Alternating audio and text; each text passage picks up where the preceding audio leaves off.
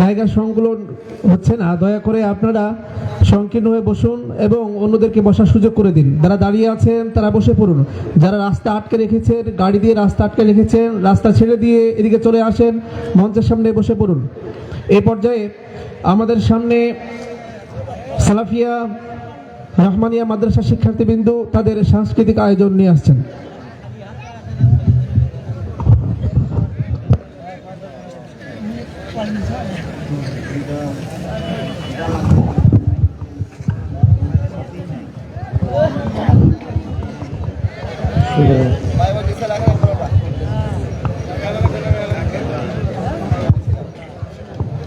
السلام عليكم ورحمة الله وبركاته.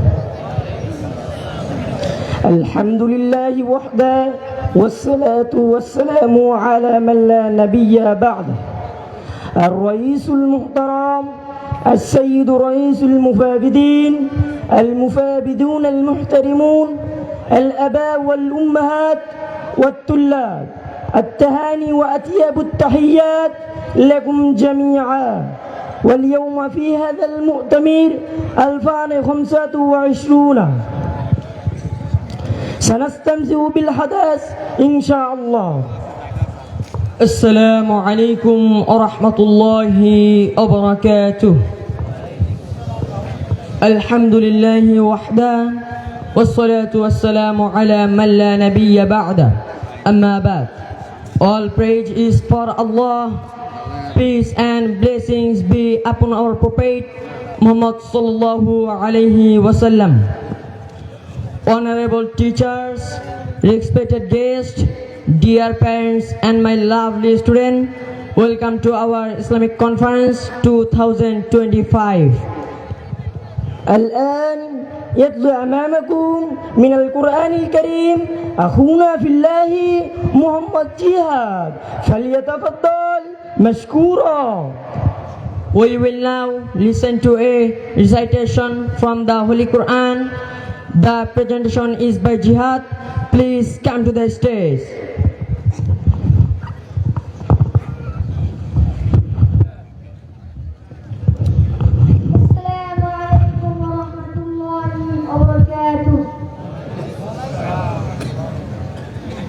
أعوذ بالله من الشيطان الرجيم.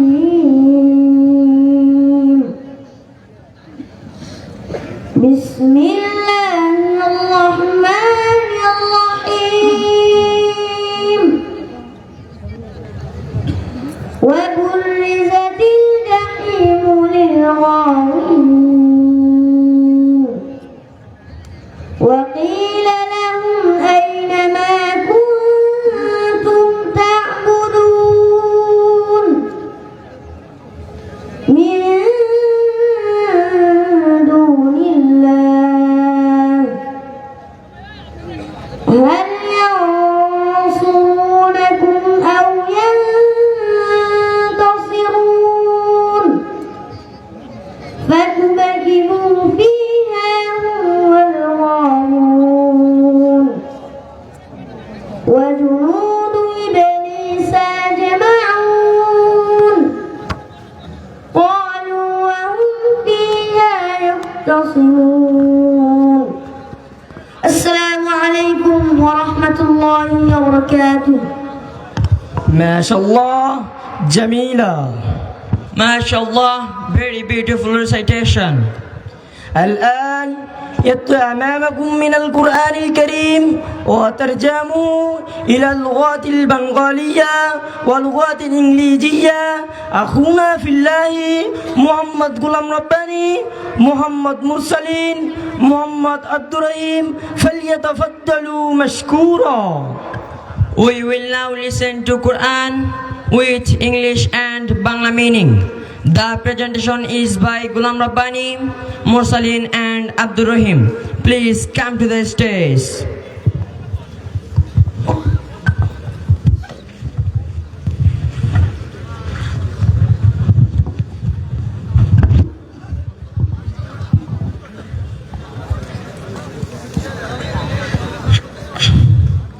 السلام عليكم ورحمة الله وبركاته.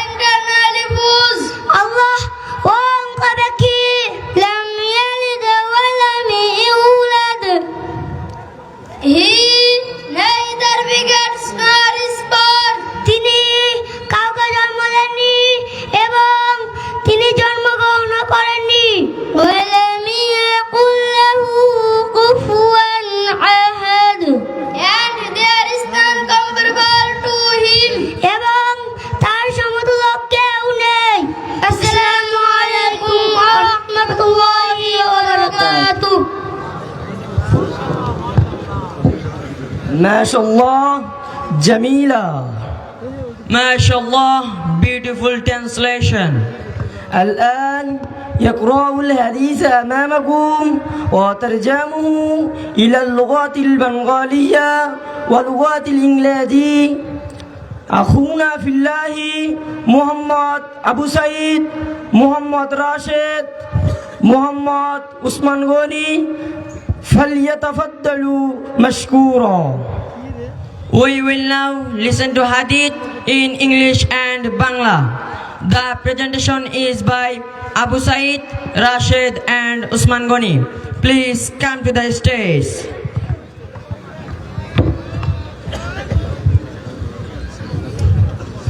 Assalamualaikum warahmatullahi wabarakatuh. عن عبد الله بن عمرو رضي الله عنه قال قال رسول الله صلى الله عليه وسلم إن من دياركم أحسنكم أخلاقا رواه البخاري. Narrated by Abdullah ibn Amr, may Allah be pleased with him. The Messenger of Allah sallallahu alayhi wa sallam said, the best among you are those who have the best manners and character. Agreed upon Mishkat al-Masawi, hadith number 3559. Abdullah ইবনে আমর রাদিয়াল্লাহু আনহু থেকে বর্ণিত, তিনি বলেন, রাসূল সাল্লাল্লাহু আলাইহি ওয়াসাল্লাম বলেছেন, তোমাদের মধ্যে সর্বোত্তম ব্যক্তি সেই যার চরিত্র সর্বোত্তম। সহিহ বুখারী ও সহিহ মুসলিমের বর্ণিত মিশকাত হাদিস নং 3559। عن عثمان رضي الله عنه قال قال رسول الله صلى الله عليه وسلم خيركم من تعلم القرآن وعلمه رواه البخاري. Narrated by Usman, may Allah be pleased with him. The Messenger of Allah sallallahu alayhi wa sallam said, the best among you are those who learn the Quran and teach it to others. Sahih Bukhari, hadith number 5027. Osman রাদিয়াল্লাহু আনহু থেকে বর্ণিত, তিনি বলেন, রাসূল সাল্লাল্লাহু আলাইহি ওয়াসাল্লাম বলেছেন, তোমাদের মধ্যে সেই ব্যক্তি সর্বোত্তম যে কোরআন শিক্ষা করে এবং অন্যকে তা শিক্ষা দেয়। সহিহ বুখারী হাদিস নং 5027। Assalamu alaykum wa rahmatullahi wa barakatuh. MashaAllah, Jamila. MashaAllah, well presented. الآن نتمتع بقصيدة مستلمات الحمد لله إلى اللغات الإنجليزية ينشدها أخونا في الله محمد سيام فليتفضل مشكورا. We will now listen to a beautiful English prayer. The presentation is by Siam. Please come to the stage.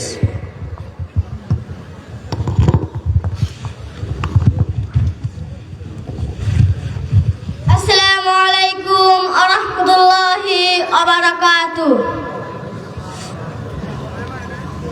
Ya Rahim, Ya Rahman, hear my prayer tonight. Hear my prayer tonight. When my eyes are filled with tears and my heart is full of fears, only your name comes my soul. Ya Rahman,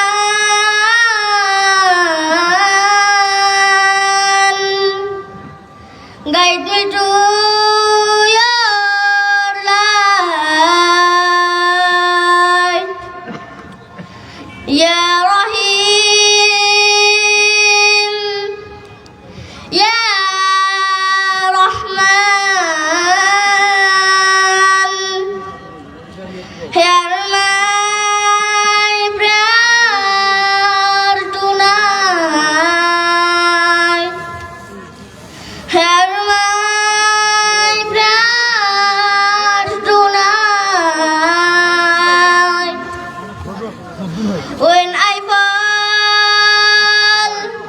and lose my way. Dark hides the light of day. Lift me up with mercy's hand. Ya Ghafoor,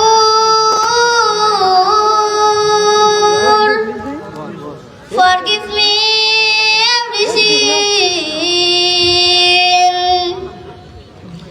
Ya Rahim, Ya Rahman, hear my prayer tonight. Hear my prayer tonight. All my sins, I love you forgive. None but you can make me new. Wash my soul,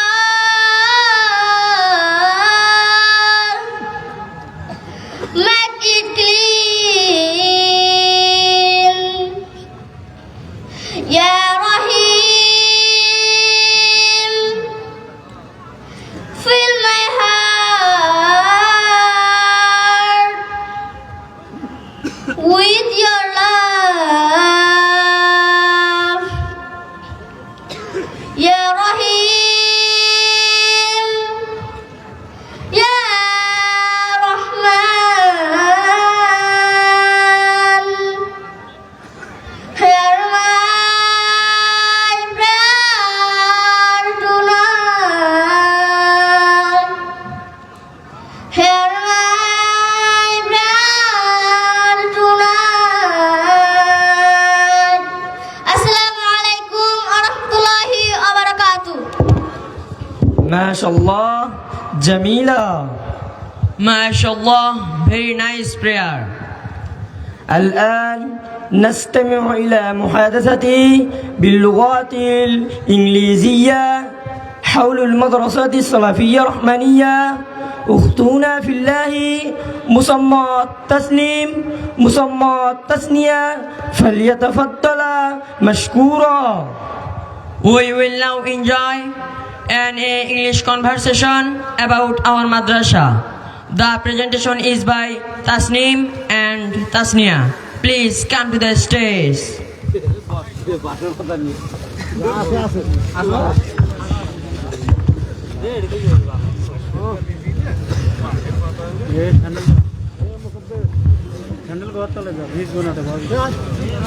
Assalamu alaikum. Wa alaikum assalam. How are you?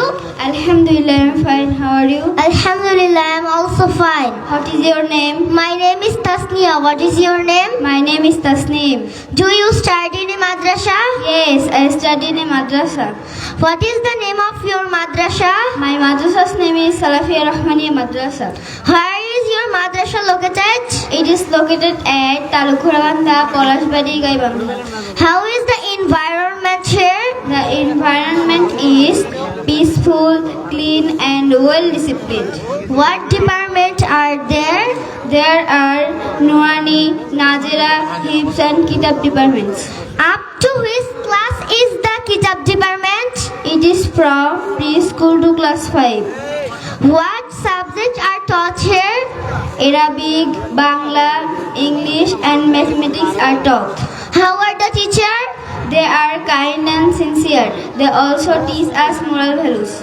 What about the students who come from far away? There is a neat and clean hostel for them. Which madrasa is it a branch of? It is a branch of Al Jamia Salafia. Who is director of Al Jamia Salafia?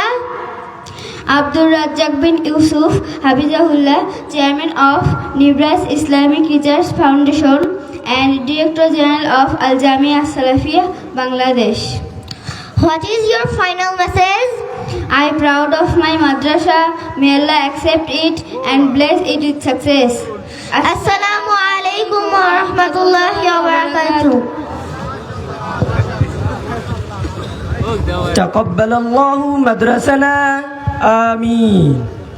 MashaAllah, well done. May Allah about our madrasa. الآن نستمع إلى محاضرة باللغات الإنجليزية أخونا في الله محمد طارق فليتفضل مشكورا. We will now enjoy an English speech in the commands of Allah and a moral life. The presentation is by Tariq. Please come to the stage.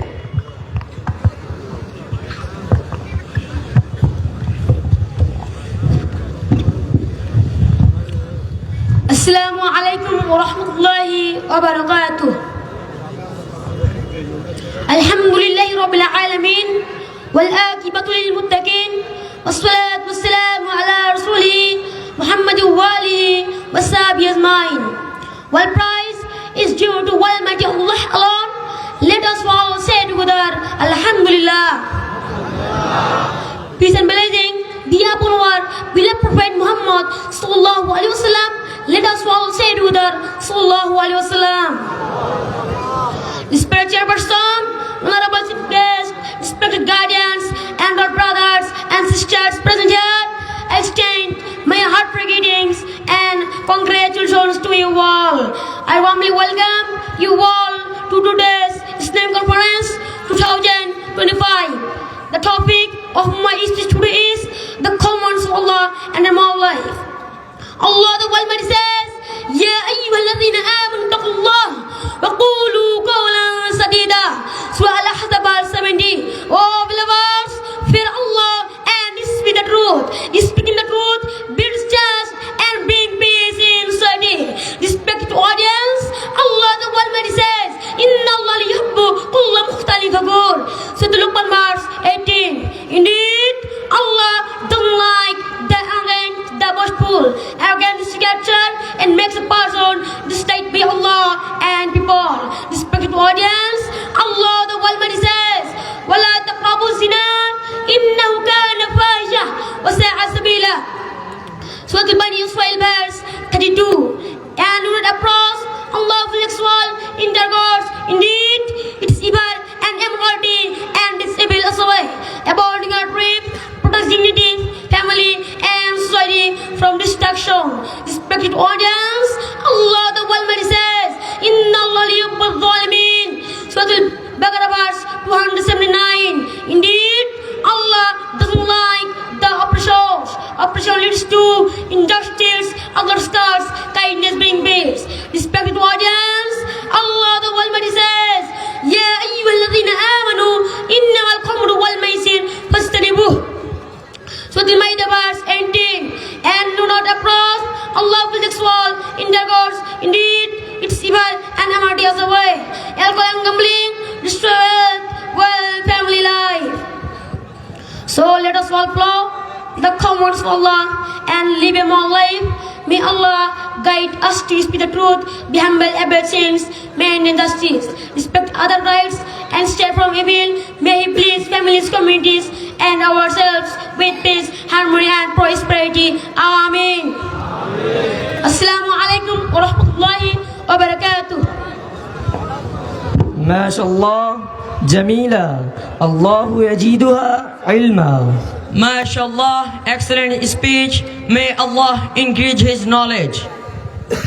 الآن نستمع إلى خطبات العربية أخونا في الله محمد ماهد فليتفضل مشكورا. We will now listen to a beautiful Arabic speech. The presentation is by Mahid. Please come to the stage.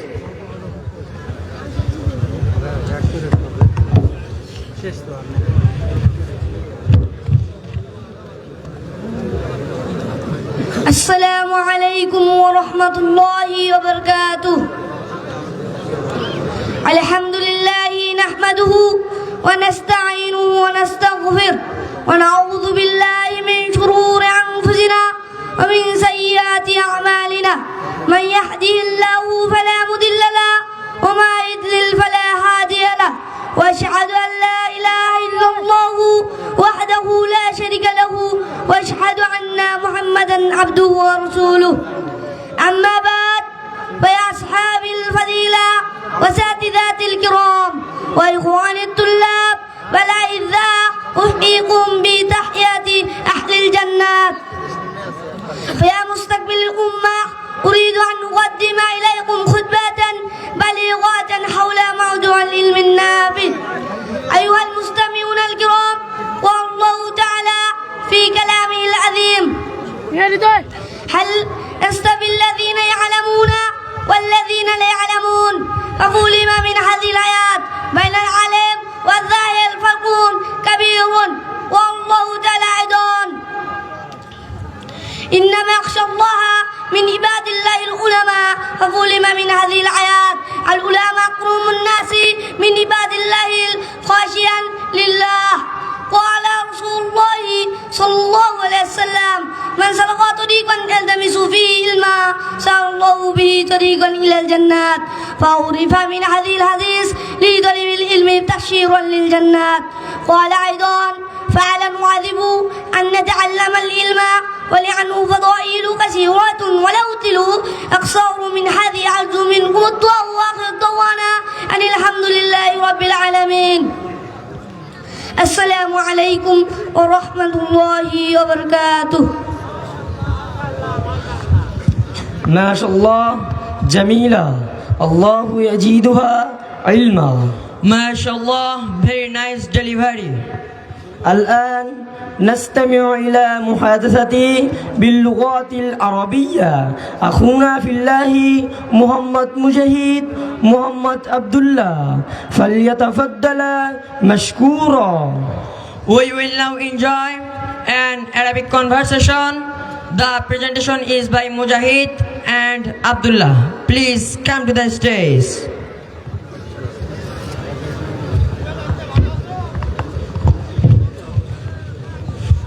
السلام عليكم ورحمة الله.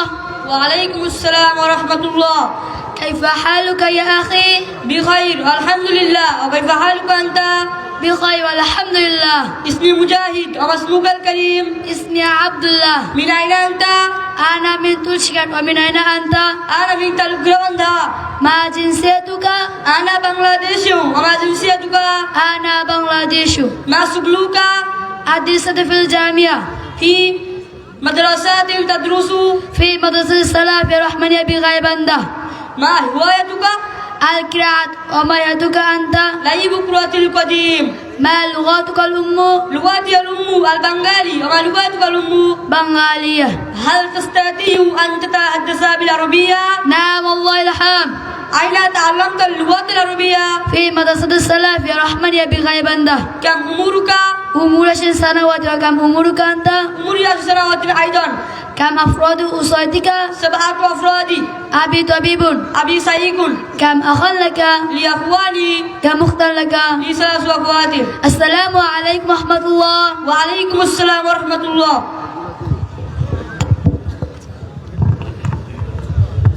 ما شاء الله جميلة. MashaAllah, well done. الآن نستمع إلى محاضرة باللغات البنغالية أخونا في الله محمد شعيب، فليتفضل مشكورا. We will now enjoy a Bangla speech. The presentation is by Swaib. Please come to the stage.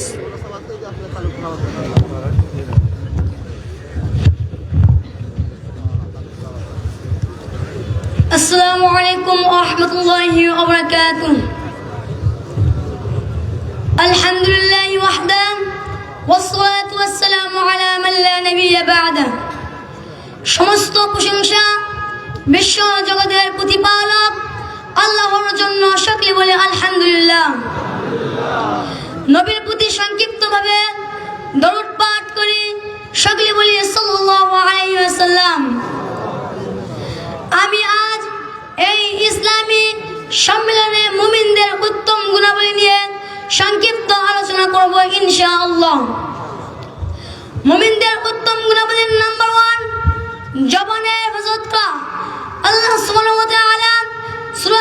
74 নম্বর আয়াতে বলেন ইয়া আইয়ুহাল্লাযীনা আমানু তাকুল্লাহ ওয়া কুলু কওলান সাদীদা। হে ঈমানদারগণ, তোমরা একমাত্র আল্লাহকে ভয় করো এবং সঠিক কথা বলো। আল্লাহ সুবহানাহু ওয়া তাআলা অন্যত্র আয়াতে বলেন ওয়া কুল লিইবাদি ইয়াকুলু আল্লাতী হিয়া আহসান ইন্নাশ শাইতানা ইয়ানযাগু বাইনাহুম ইন্নাশ শাইতানা কানা লিল ইনসানি আদুওয়াম মুবিনা। হে নবী, আপনি আমার বান্দাদেরকে যা উত্তম তাই বলতে বলো। নিশ্চয় শয়তান তাদের মধ্যে বিবাদ সৃষ্টি করবে। নিশ্চয় শয়তান মানুষদের প্রকাশ্য শত্রু। সূরা বানী ইসরাঈল 53 নম্বর আয়াত। রাসূল সাল্লাল্লাহু আলাইহি ওয়াসাল্লাম অন্যত্র হাদিসে বর্ণনা করেন আতাদরুনা, তোমরা কি জানো মা আকসারু মা ইউদখিলুন নাস আন-নার, কোন জিনিস মানুষকে বেশি জাহান্নামে নিয়ে যাবে? রাসূল সাল্লাল্লাহু আলাইহি ওয়াসাল্লাম বললেন আজফান, দুটি ছিদ্র। নাম্বার 1 আল-ফামু, মুখ। নাম্বার 2 ফাজ, লজ্জাস্থান। রাসূল সাল্লাল্লাহু আলাইহি ওয়াসাল্লাম বললেন যে ব্যক্তি তার জবানকে হেফাজত করতে পারবে না, অর্থাৎ তার জিহ্বাকে হেফাজত করতে পারবে না, কিয়ামতের দিন তার জিহ্বা তাকে ধাক্কা দিয়ে জাহান্নামে ফেলে দিবে। সকলে বলেন নাউজুবিল্লাহ। আল্লাহ তাআলা আমাদের সকলকে জবান হেফাজত করার তৌফিক দান করে। সকলে বলি আল্লাহুম্মা আমিন। নাম্বার 2 বিনয়ী ও নম্রতা। আল্লাহ সুবহানাহু ওয়া তাআলা পবিত্র কোরআনে বলেন ওয়া ইবাদুর রাহমানিল্লাযীনা ইয়ামশুনা আলাল আরদ, রহমতের বান্দা হচ্ছে তাই যারা পৃথিবীতে ভদ্র এবং নম্রভাবে চলাফেরা করে, তারাই হচ্ছে রহমতের বান্দা। নাম্বার 3 আল্লাহর উপর ভরসা করা। ওয়া আলাল্লাহি ফালিয়াতাওয়াক্কালু ইন কুনতুম মুসলিমিন, তুমি একমাত্র আল্লাহর উপর নির্ভর করো যদি তুমি একজন মুমিন হয়ে থাকো। আল্লাহ সুবহানাহু ওয়া তাআলা অন্যত্র আয়াতে বলেন ওয়া ক্বালা মূসা ইয়া কওমি ইন কুনতুম ফাআলাইহি তাওয়াক্কালু ইন কুনতুম মুসলিমিন। মূসা বললেন হে আমার সম্প্রদায়, তোমরা যদি একমাত্র আল্লাহর উপর আত্মসমর্পণ হও তবে একমাত্র তারই উপর নির্ভর করো, অন্য কাউকে নির্ভর করো না। মুসলিম ভাই আমার, আমি আপনাদেরকে এই আয়াত এবং হাদিস দ্বারা বুঝাতে চাচ্ছি যে আমাদের সকলকে, প্রত্যেক নর নারীকে আমাদের জবান হেফাজত করতে হবে এবং আমাদেরকে পৃথিবীতে চলাকালীন ভদ্র এবং নম্রভাবে চলাফেরা করতে হবে এবং আমাদেরকে সকলকে একমাত্র আল্লাহর উপর নির্ভর করতে হবে। আল্লাহ সুবহানাহু ওয়া তাআলা আমাদের সকলকে যেন এই তিনটি বিষয় মেনে চলার তৌফিক দান করে। সকলে বলি আল্লাহুম্মা আমিন। এই বলে আমার সংক্ষিপ্ত বক্তব্য এখানে শেষ করছি। আসসালামু আলাইকুম ওয়া রাহমাতুল্লাহি ওয়া বারাকাতুহু। মাশাআল্লাহ জামিলা, আল্লাহু ইয়াজিদুহা ইলমা। MashaAllah, very good speech. وآخرا نستمع بغزل جماعي ساهرين أخونا في الله فليتفضلوا مشكورا. We will now listen to a enjoy beautiful group nasheed. The presentation is by Nasheed team. Please come to the stage.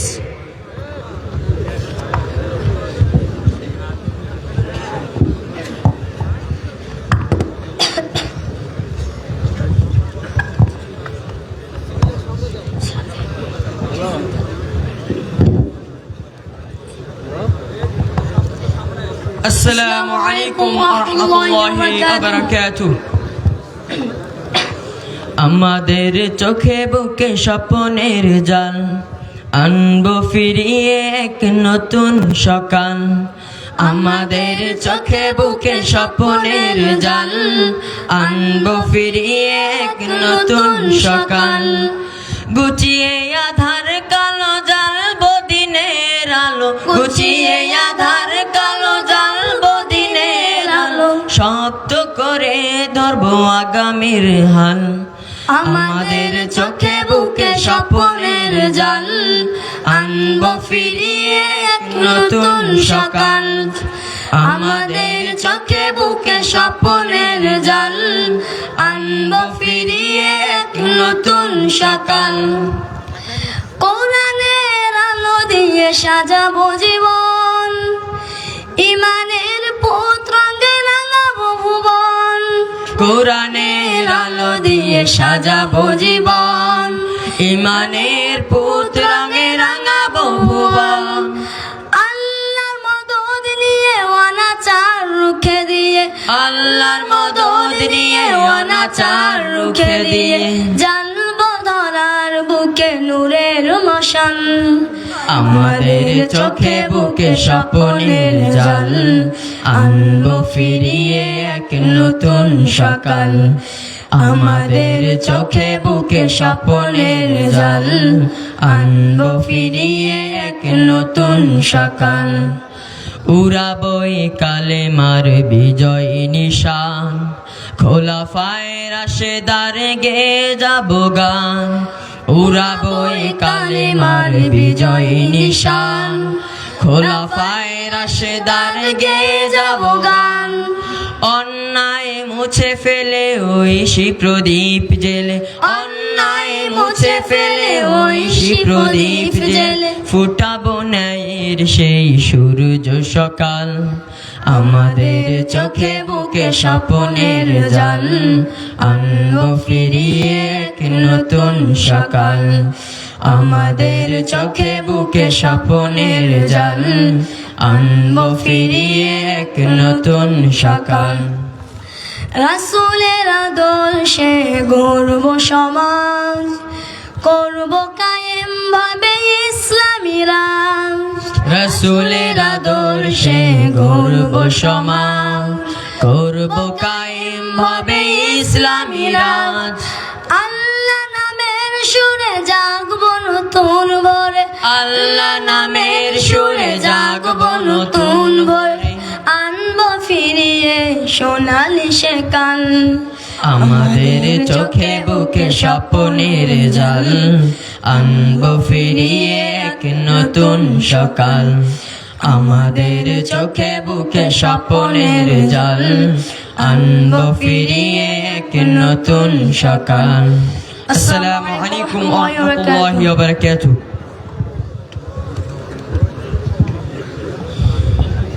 মাশাআল্লাহ জামিলা মাশাআল্লাহ wonderful performance المستمعون الكرام إننا قد وصلنا إلى نهاية برنامج الحفلة الحمد لله أسأل الله أن يجعلنا ممن يستمعون القول فيتبعون أحسنه ووفقنا لما يحب ويرضى آمين إلى اللقاء. This is the end of today's. Thank you all for joining. May Allah bless us all. Amin. Assalamu alaikum wa rahmatullahi wa barakatuh.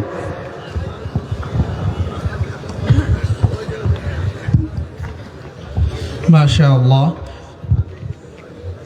عن أبي هريرة رضي الله تعالى عنه قال قال رسول الله صلى الله عليه وسلم إذا مات الإنسان انقطع عمله إلا من ثلاثة أشياء. Abu Hurairah রাদিয়াল্লাহু তাআলা আনহু থেকে বর্ণিত আল্লাহ রাসূল সাল্লাল্লাহু আলাইহি ওয়াসাল্লাম বলেছেন মানুষ যখন মৃত্যুবরণ করে তার সকল আমল বন্ধ হয়ে যায় তিনটি আমল ব্যতীত ওয়ালাদিন সালিহিন ইয়াদউলা যার অন্যতম একটি হচ্ছে সৎ সন্তান যারা তাদের মৃত্যুর পরে দোয়া করে। প্রিয় শ্রোতাবিন্দু, আমরা আল্লাহ রাব্বুল আলামিনের কাছে দোয়া করি সালাফিয়া রহমানিয়া মাদ্রাসা প্রত্যেকটি শিক্ষার্থী বিন্দুকে আল্লাহ রাব্বুল আলামিন তাদের পিতামাতার আদর্শ সন্তান হওয়ার তৌফিক দান করুন, আমিন। প্রিয় শ্রোতাবিন্দু, 2024 সাল 19 ডিসেম্বর সালাফিয়া রহমানিয়া মাদ্রাসা যাত্রা শুরু করে। বর্তমানে শিক্ষা প্রতিষ্ঠানটিতে 100 জন শিক্ষার্থী রয়েছে। আপনারা জানেন আমাদের শিক্ষা প্রতিষ্ঠানটি শেখ আব্দুর রাজ্জাক বিন ইউসুফ হাফিজাহুল্লাহ কর্তৃক পরিচালিত নিব্রাস ইসলামিক রিসার্চ ফাউন্ডেশন এর অন্তর্ভুক্ত। আমাদের শিক্ষা প্রতিষ্ঠানে ভর্তি চলমান, এখানে ছাত্রছাত্রী ভর্তি নেওয়া হচ্ছে। আপনাদের বিশেষভাবে অনুরোধ করছি আপনারা আপনাদের সন্তানদেরকে সৎ সন্তান হিসাবে গড়ে তোলার জন্য আমাদের শিক্ষা প্রতিষ্ঠানে ভর্তি করবেন। প্রিয় উপস্থিতবৃন্দু, আপনাদের পক্ষ থেকে একটি ঘোষণা। দুর্গাপুরের আনারুল ইসলাম, আপনি যদি এখানে থাকেন দয়া করে পরিবারের সাথে যোগাযোগ করবেন, আপনার এক আত্মীয় ইন্তেকাল করেছেন। প্রিয় উপস্থিতবৃন্দ, আমরা সময় ক্ষেপণ না করে চলে যাব আজকের প্রধান আলোচক শেখ আব্দুর রাজ্জাক বিন ইউসুফ হাফিজাহুল্লাহ এর মূল্যবান আলোচনায়। শেখকে তার মূল্যবান আলোচনা নিয়ে আসার জন্য বিশেষভাবে অনুরোধ করছি।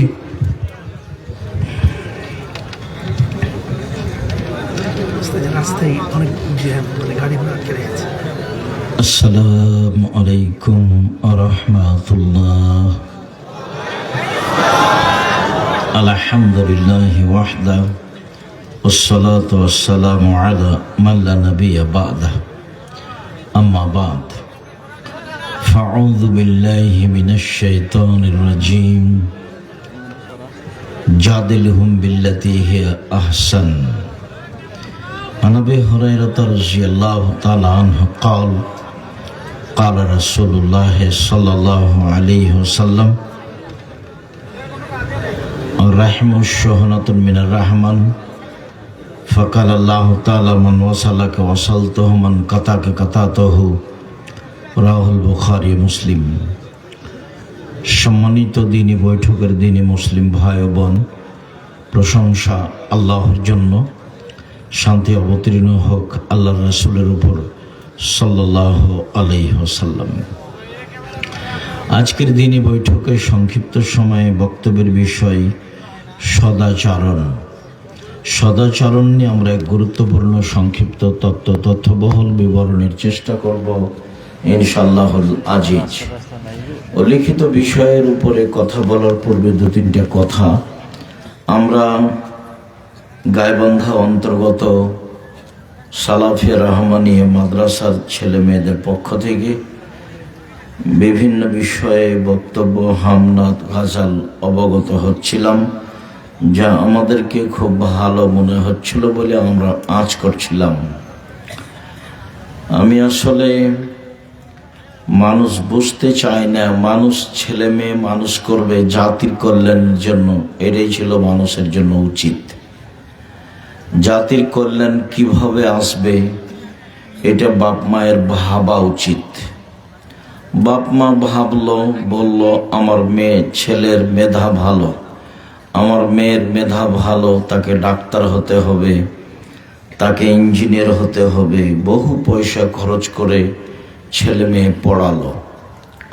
ফলাফলে আসলো যদি পড়া শেষ পর্যন্ত পৌঁছে তাহলে ভালো ডাক্তার, প্রায় ডাক্তারই ওই কোম্পানির ওষুধ লিখে যে কোম্পানি তাকে টাকা দেয়। তাহলে এ ডাক্তার আসলে ডাক্তার নয়, এ হলো একজন প্রতারক, জাতির জন্য ও ক্ষতিকারক, ফাঁকিবাজ, বোঝা। আর যদি ইঞ্জিনিয়ার হয়, প্রায় ইঞ্জিনিয়ারই চোর। ভালো নেই এই কথা আমি বলছি না, তবে বাপ মা বুঝতে পারেনি কিভাবে ছেলে মেয়ে মানুষ করতে হবে। ছেলে মেয়ে জাতির কল্যাণের জন্য মানুষ করা উচিত ছিল। সারা জীবন আপনি খুব প্রশংসা করলেন, আমার ছেলে গোল্ডেন পেয়েছে, আমার ছেলে মেধাবী, সব কিছুই বললেন, সব কিছুই হলো, কিন্তু জাতির ক্ষতি করলো, তাহলে শেষ পর্যন্ত কি হলো? আর এমনি তো দেশটা একেবারেই শিরকের সাথে জড়িত। এখন তো আর মানুষ হয়ে নেই, মানুষ পশু প্রাণীর মতো হয়ে গেছে। বিবাহ করলেও মানুষকে এখন চাঁদা দেওয়া লাগে। সবাই চাঁদাবাজ, ধোঁকাবাজ, শয়তান, ইতর শ্রেণীর, নিম্ন শ্রেণীর মানুষ। প্রায় মানুষ মানবতা ভুলে গেছে, যাবে এ কথাও ঠিক। রাসূল সাল্লাল্লাহু আলাইহি সাল্লাম একদা বললেন, কাইফা বিকুম আবে জামানিন, তোমাদের কি হবে, যুগের কি হবে, তোমাদের কি হবে, যুগের কি হবে, যখন যুগের লোকেরা আগাছা হয়ে যাবে। মানে সমাজে আর কোনো ভালো মানুষ থাকবে না, সবাই আগাছা, সবাই হবে নিম্ন শ্রেণীর মানুষ, সবাই হবে ইতর শ্রেণীর মানুষ, সবাই হবে প্রায় খারাপ মানুষ। গাইবান্ধা, গোবিন্দগঞ্জ, রংপুর, দিনাজপুর, লালমনিরহাট, নীলফামারী, কুড়িগ্রাম, পঞ্চগড়, ঠাকুরগাঁও এসব ডিস্ট্রিক্টের ভাষায় সমাজের মানুষেরা যেদিন হবে বেন্যার বাচ্চা বেন্যায়, আর চাঁপাইনবাবগঞ্জের ভাষায় যেদিন মানুষ হবে ছোট লোকের বাচ্চা ছোট লোক। আল্লাহর নবী বলেছেন লোকা ইবনে লোকা, অধমের সন্তান অধম। ঢাকার ভাষায় তাকে কি বলতে হবে তা আমি বলতে পারলাম না, তবে তারা বলে অমুকের পোলা অমুক, যেটা ভাষায় নিয়ে আসা খুবই কঠিন। কিন্তু রাসূল সাল্লাল্লাহু আলাইহি সাল্লাম যেটা বলেছেন সেটা হলো সারা পৃথিবীর প্রত্যেক এলাকায় নিম্ন শ্রেণীর ভাষা যেটা, সেটাই হলো লোকা ইবনে লোকা, অধমের সন্তান অধম, ইতরের সন্তান ইতর। নিম্ন শ্রেণীর মানুষের ছেলে, নিম্ন শ্রেণীর মানুষ যখন সমাজের দায় দায়িত্ব পালন করবে, তোমার কেন একটু লজ্জাবোধ হয় না? তোমার কেন একটু ইতস্তবোধ হয় না? তুমি কেন নির্বাচনের নাম দিয়ে ছোটাছুটি করো, দৌড়াদৌড়ি করো, মোটরসাইকেল নিয়ে ঘোরাঘুরি করো? তুমি বলো অমুকের চরিত্র ফুলের মতো পবিত্র, সবাই তো হায়ানার মতো, তোমার চরিত্র তো হায়ানার মতো। তোমাকে কতবার বললাম জীবনে বেঁচে থাকো, বাস 5 ওয়াক্ত সালাত, হালাল রুজি, আর কোরআন তেলাওয়াত, আর আড্ডা পিটা হারাম। আড্ডা পিটা একটা হলো দোকানপাটে বসে ল্যাংটা মেয়ে দেখা, ঘন্টার ঘন্টা গল্প করা, বদনাম করা, গীবাত করা। আর একটা আড্ডা পিটা হলো মোবাইলে ল্যাংটা মেয়ে দেখা, ঘন্টার ঘন্টা রাত রাত বেশে। ওখানে দেখে তোমার মা, এখানে দেখে তোমার বাপ, আর ওই ঘরে দেখে তোমার বোন, আর এই ঘরে দেখো তুমি। গোটা বাড়িটা একবারে জেনাই সয়লাভ। এই কথা রাসূল সাল্লাল্লাহু আলাইহি সাল্লাম বলছেন যে জাতির সামনে আমি আশঙ্কা করে গেলাম আমার উম্মত গোপন পাপে লিপ্ত হবে, এটাই আমার ভয়। জাতির সামনে আমি আশঙ্কা করে গেলাম আমার উম্মত গোপন পাপে লিপ্ত হবে, এটাই আমার ভয়। তিনি এইভাবেই বললেন।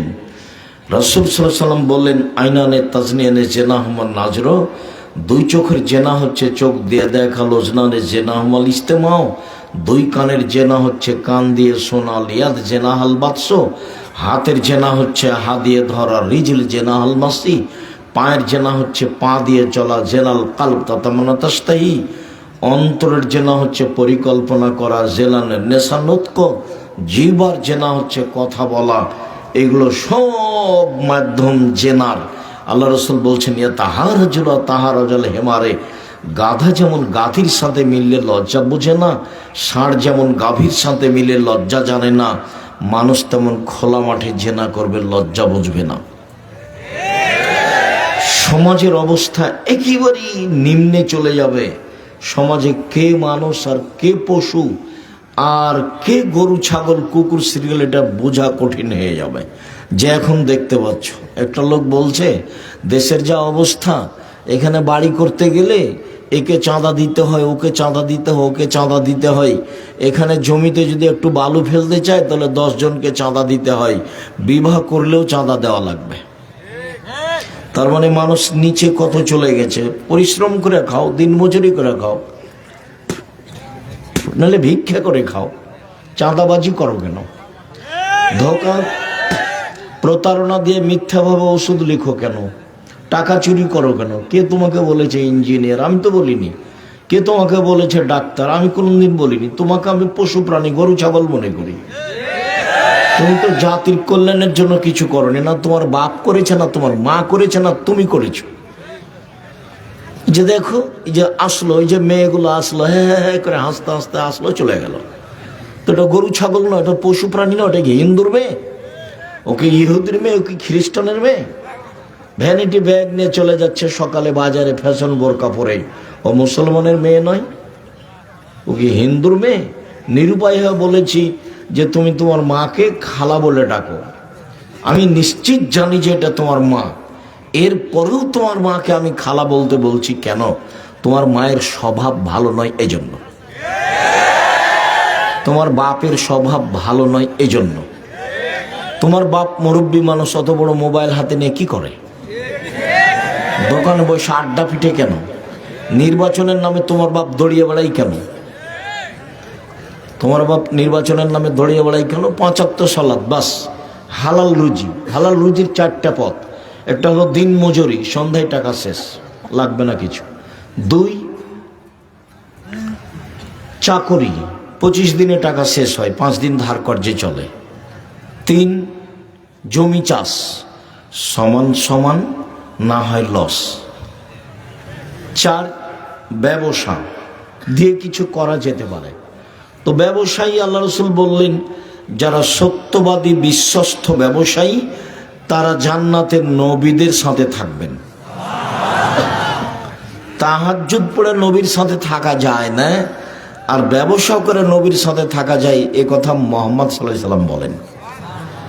আল্লাহ রসুল একদা এক সফরে ছিলেন, তো একজন সাহাবী বলছেন, আল্লাহ নবী এই দেন, আপনার জন্য আমি অজুর পানি নিয়ে এসেছি আর মেশক নিয়ে এসেছি।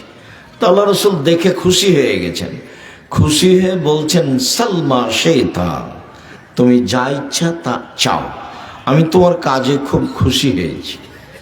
দেখি তুমি পানি নিয়ে এসেছো, মেশক করার জন্য, দাঁত পরিষ্কারের জন্য মেশক নিয়ে এসেছো, খুব তো ভালো কথা, তুমি কিছু চাও।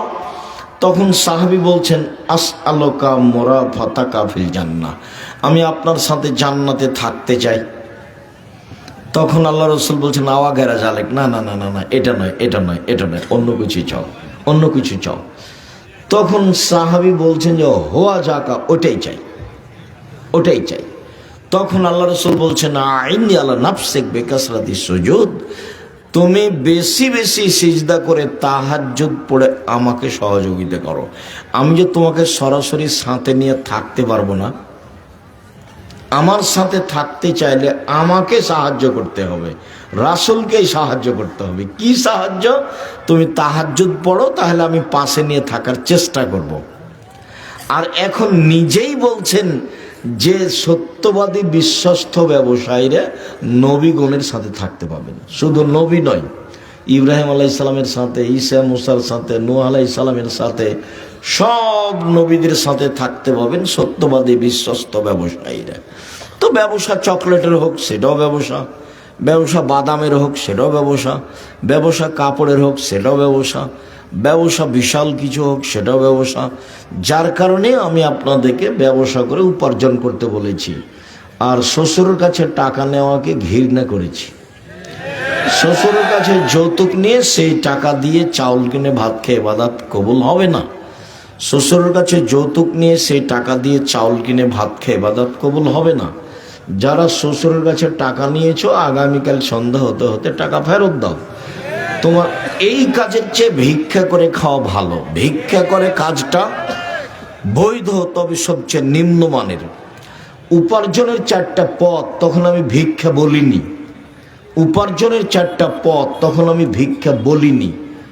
1 দিনমজুরি, 2 চাকরি, 3 জমি চাষ, 4 ব্যবসা। তখন আমি বলেছি চকলেটের ব্যবসা করে খাও। চকলেটের ব্যবসা আমি করতে বলিনি, আমি বলেছি কম পয়সার ব্যবসা, যাতে করে লোন নেওয়া না লাগে। লোন নিয়ে ব্যবসা করে একদিনে কোটিপতি হবো, এটা মিথ্যা কথা। আমি চকলেটের ব্যবসা বলতে চকলেটেরই ব্যবসা করতে বলেছি এই কথা নয়, কম পয়সার ব্যবসা করতে বলেছি। সত্যবাদী ব্যবসায়ী আর নবীদের সাথে জান্নাতে থাকবেন, এই কথা মুহাম্মদ সাল্লাল্লাহু আলাইহি সাল্লাম বলেন। তুমি শ্বশুরের কাছে টাকা নিয়েছো, সেই টাকা দিয়ে চাউল কিনেছো, সেই চাউলের ভাত খাচ্ছো, ইবাদত কবুল হবে না। সামাজিকভাবে তোমার চরিত্র কত নিচে চলে গেছে। এদিকে তো তুমি পশু প্রাণী একবারে কুকুর শিলের মতো, হায়ানার মতো নির্বাচনের নাম দিয়ে দৌড়ে বেড়াচ্ছ। এদিকে শ্বশুরের টাকা নিয়েছো, ওদিকে মানুষের চাঁদা জোর করে আদায় করছো। বলছো যে ওরা খেয়েছে 16 বছর, আমরা কিছু খাবো না, এভাবে বলছো ভিক্ষা করে খাবা।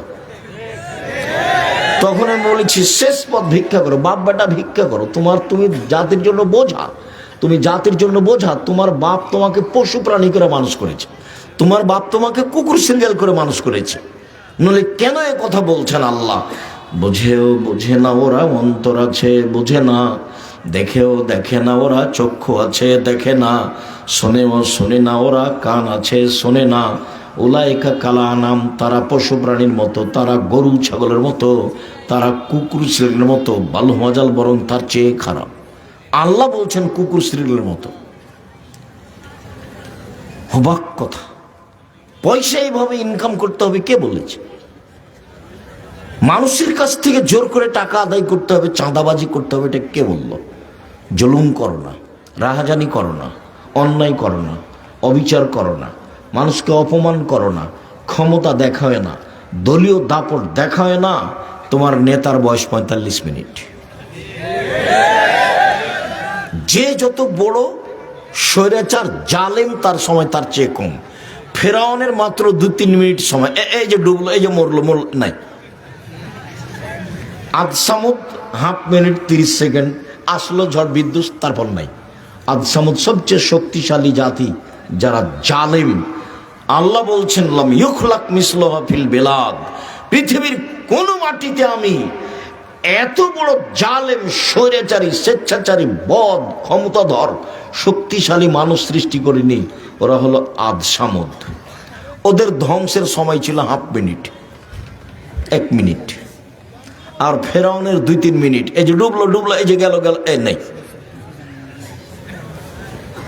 আর জুলুম করো না তার সাক্ষী তুমি। মানুষকে মারো না, মানুষকে জেল হাজত দিও না, মানুষকে অপমান করো না, মানুষের জমি দখল করো না, মানুষের কাছ থেকে জোর করে টাকা আদায় করিও না, চাঁদাবাজি করো না, ভিক্ষা করে খাও, শ্বশুরের কাছে টাকা নিও, যৌতুক নিও না। এগুলো সব পথ হারাম। তোমার চরিত্র হায়ানার মতো, তোমার চরিত্র কুকুর শ্রেণীর মতো, তোমার চরিত্র সবচেয়ে নিম্ন শ্রেণীর, ইতর শ্রেণীর মানুষের মতো। তোমার বাপ তোমাকে কি করে মানুষ করলো? তুমি কেন পশু? তুমি কেন জাতির জন্য ভারী? তুমি কেন শ্বশুরের কাছে টাকা চাও? তুমি কেন মানুষের কাছে টাকা চাও, চাঁদাবাজি করো? কেন করো? আমি তোমাকে ভিক্ষা করে খেতে বলিনি, আমি বলেছি মানুষের বাড়িতে কাজ করে খাও। আমি নিরুপায় হয়ে বলেছি যে ভিক্ষা করে খাও। বাপ বেটা ভিক্ষা করো, কেন শ্বশুরের কাছে টাকা নিবা? বোনকে জমি দাও না কেন? এটা গায়ে বান্ধা, মানে বোনকে জমি দেয় না, এটা গায়ে বান্ধা, মানে শ্বশুরের কাছে টাকা নেই, যৌতুক ছাড়া বিবাহ দেয় না ছেলে মেয়ের। ভিক্ষা করে খাবেন? এই ছেলে, তুমি নিয়েছো? তোমার বাপ নিয়েছে? তোমার বাপের মুখখান দেখো কালো হয়ে আছে। এই বেটাই, বাপ বেটা কালকে ভিক্ষা চাইবে মানুষের কাছে এভাবে, সন্ধ্যা হতে হতে টাকা ফেরত দিবে। শরম হয় না কেন? লজ্জা হয় না কেন? উপার্জনের পথ তো আছে, সহজ পথ, দিন মজুরি, সহজ পথ, চাকরি, ছোট যে কোনো জায়গায়, কোনো কোম্পানিতে, সহজ পথ, জমি চাষ, সহজ পথ, ব্যবসা, চকলেট, বাদাম।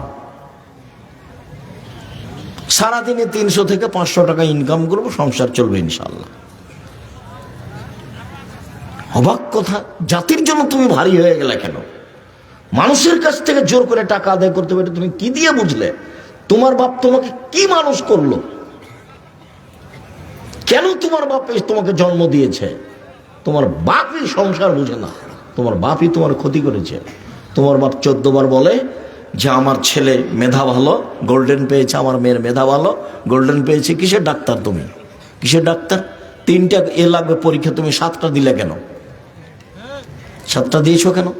যে কোম্পানি টাকা দিয়েছে সেই কোম্পানি তো ওষুধ লেখে কোনো, কে তোমাকে ডাক্তার বলেছে? আমি আব্দুর রাজাক বিন ইউসুফ তুমি একদিনও বলিনি। তোমাকে আমি গরু ছাগলের মতো মনে করি, পশু প্রাণী।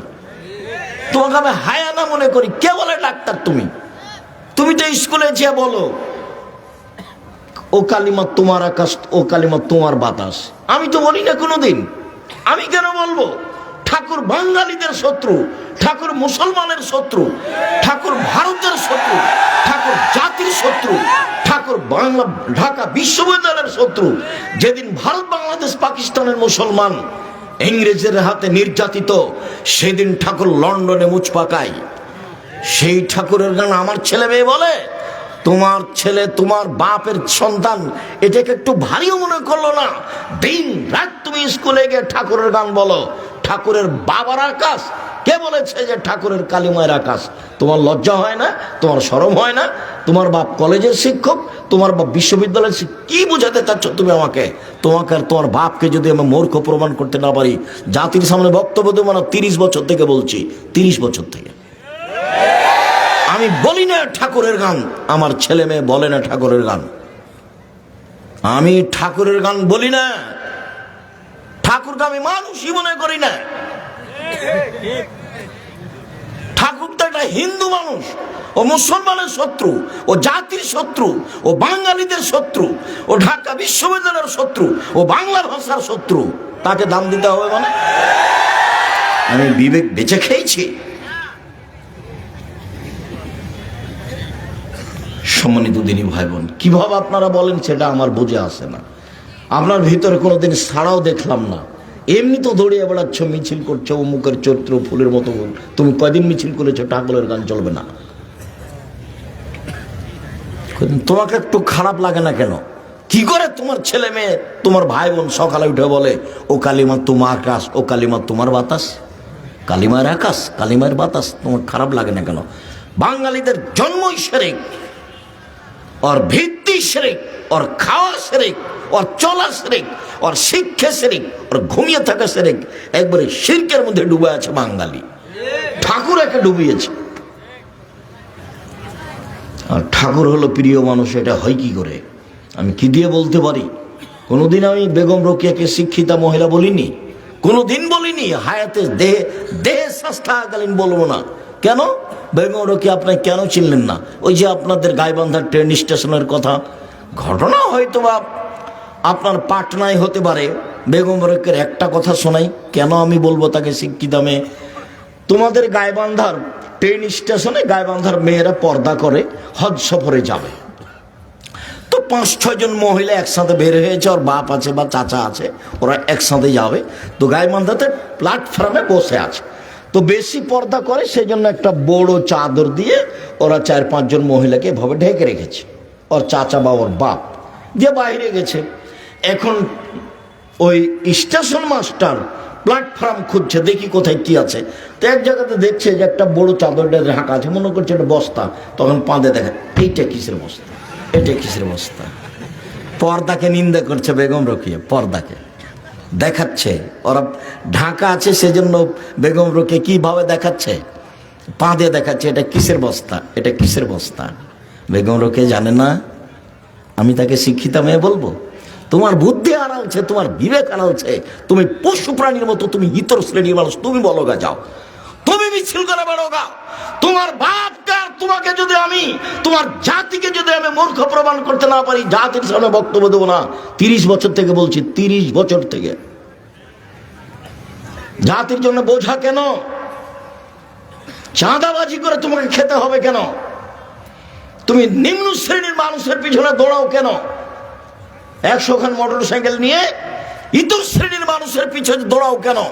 আল্লাহ রাসূল বলছে, ও লোকা ইবনে লোকা, ও নেতা মানে ও লোকা ইবনে লোকা, ও অধমের সন্তান অধম, ও গাইবান্ধার ভাষায় ও ভেন্ডার বাচ্চা ভেন্ডা। আমি তার নাম নিই না। তুমি যার সাথে দৌড়িয়ে বেড়াও পিছিয়ে পিছিয়ে 1000 খান মোটর সাইকেল নিয়ে, আমি তার নামটা নিই না।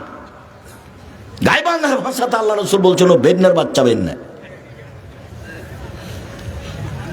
আর ওই চাঁপাইনবাবগঞ্জের ভাষাতে আল্লাহ নবী বলছেন হলো ছোট লোকের বাচ্চা, ছোট লোক। ওর পিছনে আমি ঘুরবো মানে? আমি মানুষের বাড়িতে কাজ করে খাই, সারাদিন কাজ করে বিকালে 500 টাকা পাই, বাস 5 ওয়াক্ত সালাত আদায় করে ঘুমিয়ে যায়, এই তো আমার কাজ। ওর পিছনে আমি ঘুরবো কেন? আমি তো ভাবে ঘুরি না। আমি তো দোকানের সামনে বসতে বলিনি। আমি বলেছি দোকানে গিয়ে বলতে হবে, আসসালামু আলাইকুম, লবণ আছে? জি আছে। 1 কেজি লবণ দেন। মরিচ আছে? কাঁচা মরিচ জি আছে, 200 মরিচ দেন। বাস টাকা দেওয়া হয়েছে, আসসালামু আলাইকুম। আর তুমি যদি আমাকে বলো, তা আমি এ যাবৎ জীবনে কোনোদিন চায়ের স্টলে বসিনি, জীবনে কোনোদিন। তো বেঁচে আছি তো? কই বেঁচে নেই, মরে গেছি। আমার মা যখন আমাকে বাড়ি থেকে বিদায় করতো পড়ার সময়তে, তখন বলতো 4টে কথা। 1, দোকানে বসিও না। 2, প্রাইভেট পড়ায়ও না। 3, বন্ধুতালি করো না। 4, মানুষের বাড়িতে খায়ও না। আমার মা পিছে পিছে হাঁটতেন আর বলতেন, 1, দোকানে বসিও না। 2, প্রাইভেট পড়ায়ও না। 3, বন্ধুতালি করো না। 4, মানুষের বাড়ি দাওয়াত খায়ও না। এভাবে আমার মা বলতেন আর পিছে পিছে হাঁটতেন। তুমি দোকানে বসে আড্ডা পিটো কেন? ওই যে এখন দেখো আড্ডা পিটছে। আজকে এখানে প্রোগ্রাম, তুমি দোকানে বসে আছো কেন? ওই যে তোমার বোন আসলে হ্যাঁ করে আসলো, আবার চলে গেল কেন? আমি জবাব দেবো? আমি কেন দেবো? তুমি দাও, তোমার বাপ দেখ, তোমার মা দেখ। আমি তো এমনি বলিনি তোমার মা নয়, এটা তোমার খালা। আমি ওটা এমনি বলিনি, ওটা তোমার বাপ না, ওটা তোমার চাচা। ও তোমাকে ধ্বংস করেছে, তোমার বোনকে ধ্বংস করেছে। তোমার বোনের নখটা বড়, জবাব আমি দিব। ইহুদি খ্রিস্টানদের পতিতালয়ের মেয়েদের নখ বড়, ইহুদি খ্রিস্টানদের পতিতালয়ের মেয়েদের নখ বড়। তোমার বোনের নখে নেইল পালিশ আছে, ইহুদি খ্রিস্টানদের পতিতালয়ের মেয়েদের নখে নেইল পালিশ থাকে, ইহুদি খ্রিস্টানদের পতিতালয়ের মেয়েদের নখে নেইল পালিশ থাকে। তোমার বোনের নখে নেইল পালিশ আছে, জবাব আমি দিব। তোমার বোনের কপালে টিপ আছে। হিন্দু মেয়েকে বিবাহ করার 10টা পদ্ধতি আছে, তার একটা পদ্ধতির নাম রাক্ষসী বিবাহ। মেয়ের বাপ বিবাহ দিবে না, ছেলেটা বিবাহ করবে। যদি কপালে টিপ দিতে পারে তাহলে বিবাহ হয়ে গেছে, এর নাম রাক্ষসী বিবাহ। সেই হিন্দুদের টিপ তোমার বোনের কপালে কেন? কে জবাব দিবে? আল্লাহর নবী বলছেন, যে ভুরু তুলে চিকন করে তার উপরে অভিশাপ, যে পরচুলা ব্যবহার করে তার উপরে অভিশাপ, যে শরীরে উল্কি করে নেয় ট্যাটু সে তার উপরে অভিশাপ, যে পরচুলা ব্যবহার করে তার উপরে অভিশাপ। রাসূল সাল্লাল্লাহু আলাইহি ওয়াসাল্লাম বলছেন, যে দাঁত ছিলে চিকন করে তার উপরে অভিশাপ। সব তোমার বোন করছে, জবাব আমি দেব? আমি কেন দেবো? এই জবাব তো আমি দিব না। রাসূল সাল্লাল্লাহু আলাইহি ওয়াসাল্লাম বললেন, পৃথিবীর মানুষ শোনো, একবার বললেন যে তাহাজ্জুদ পড়ো, আমাকে সাহায্য করো, সাথে নিয়ে থাকবো। আর এখন বলছেন, শোনো, সত্যবাদী ব্যবসায়ীরা নবীর সাথে থাকবেন। আবার বলছেন, শোনো, কেউ যদি 2জন মেয়ের লালন পালন করে, সেই পিতার আমি জান্নাতে একসাথে এভাবে থাকবো।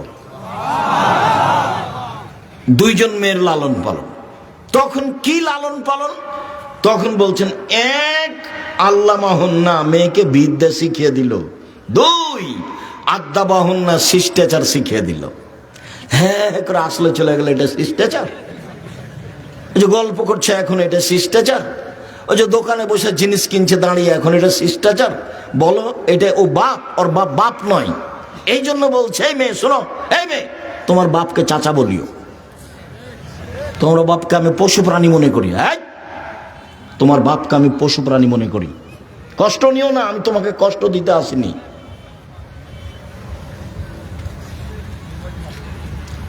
তোমার বাপ আমার দিনী ভাই,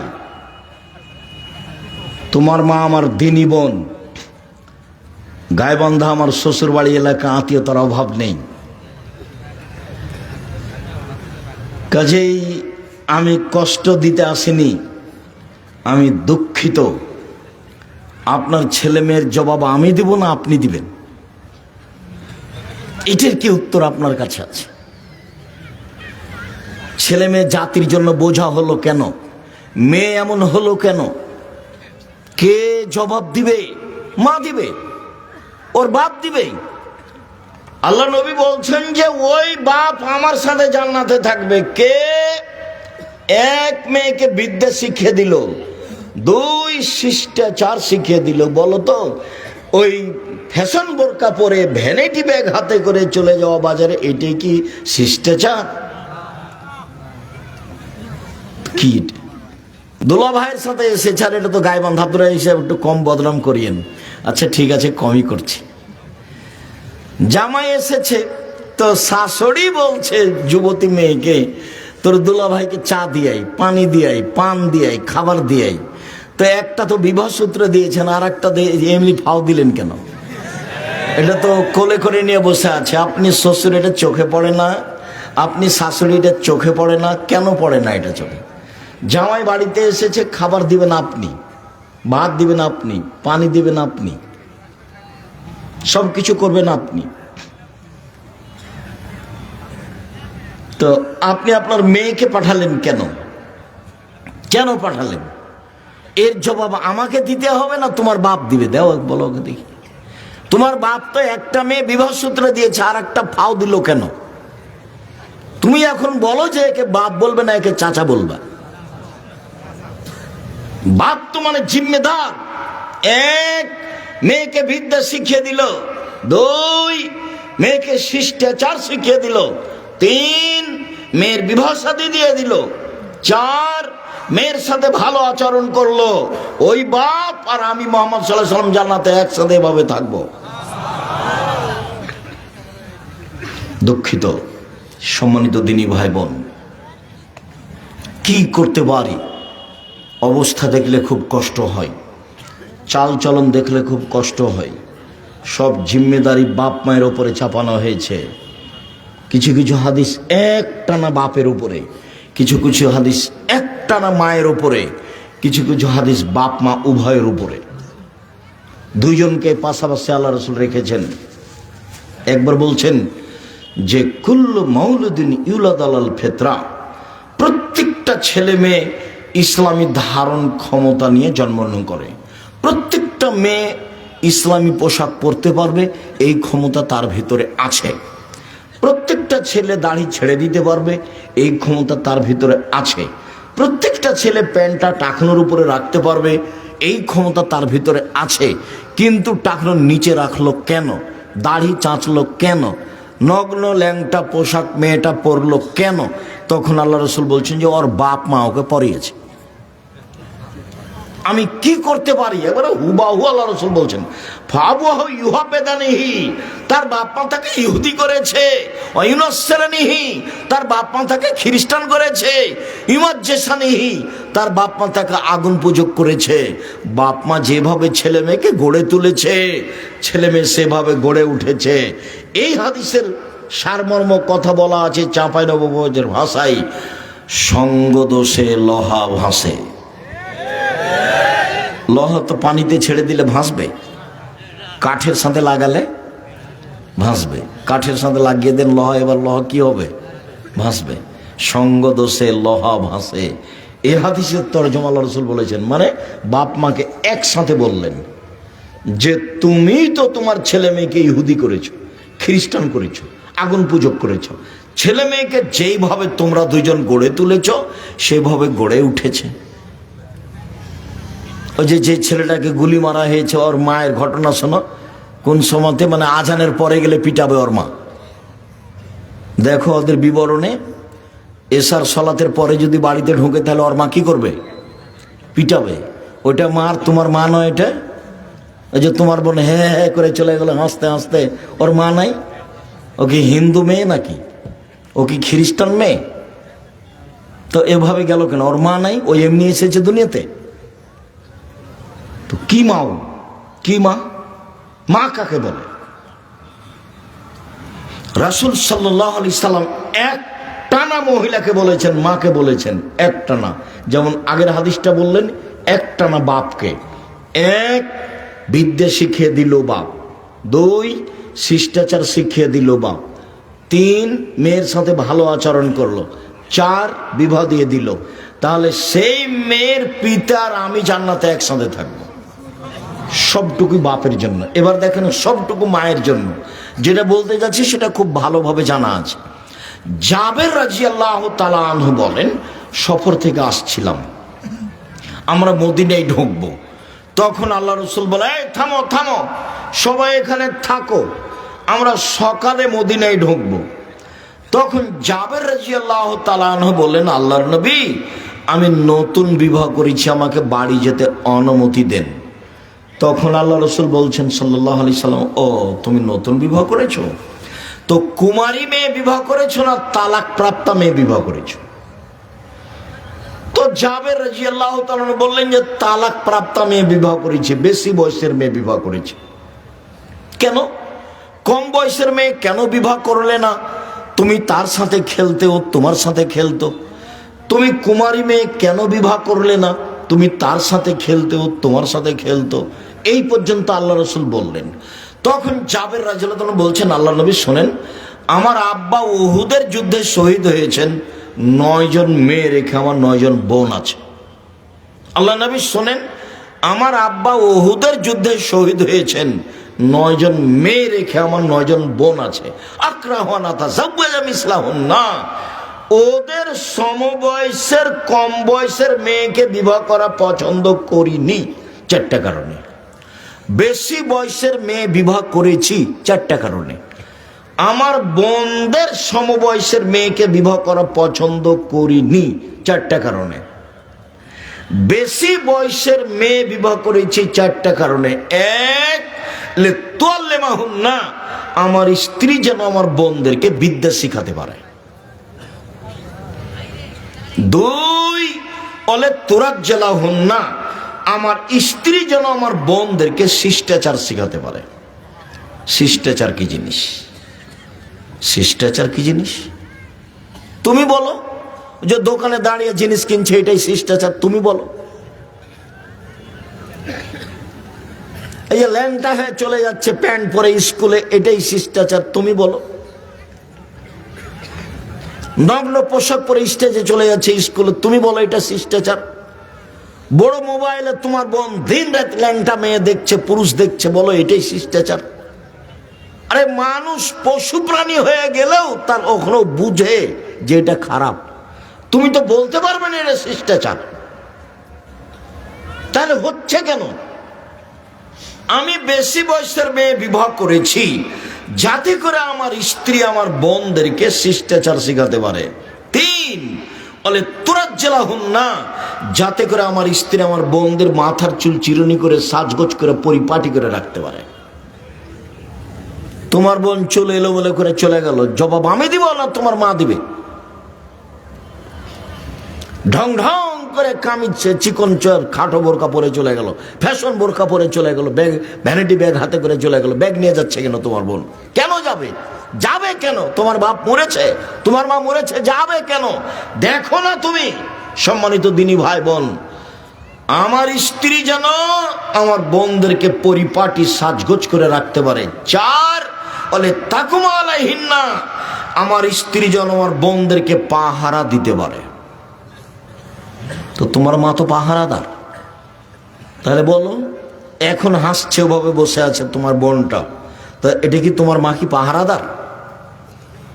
হাদিস তো বুখারী মুসলিম, কি জবাব আছে এর? জবাব কে দিবে?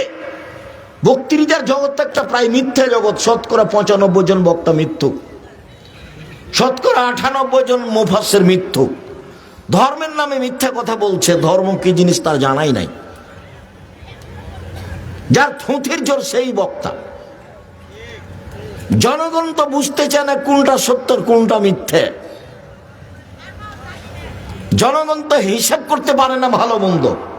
আমি কি দিয়ে বুঝাতে পারি শিষ্টাচার কি জিনিস, পাহারা কি জিনিস? একটানা মহিলার উপরে চাপিয়ে দিলেন।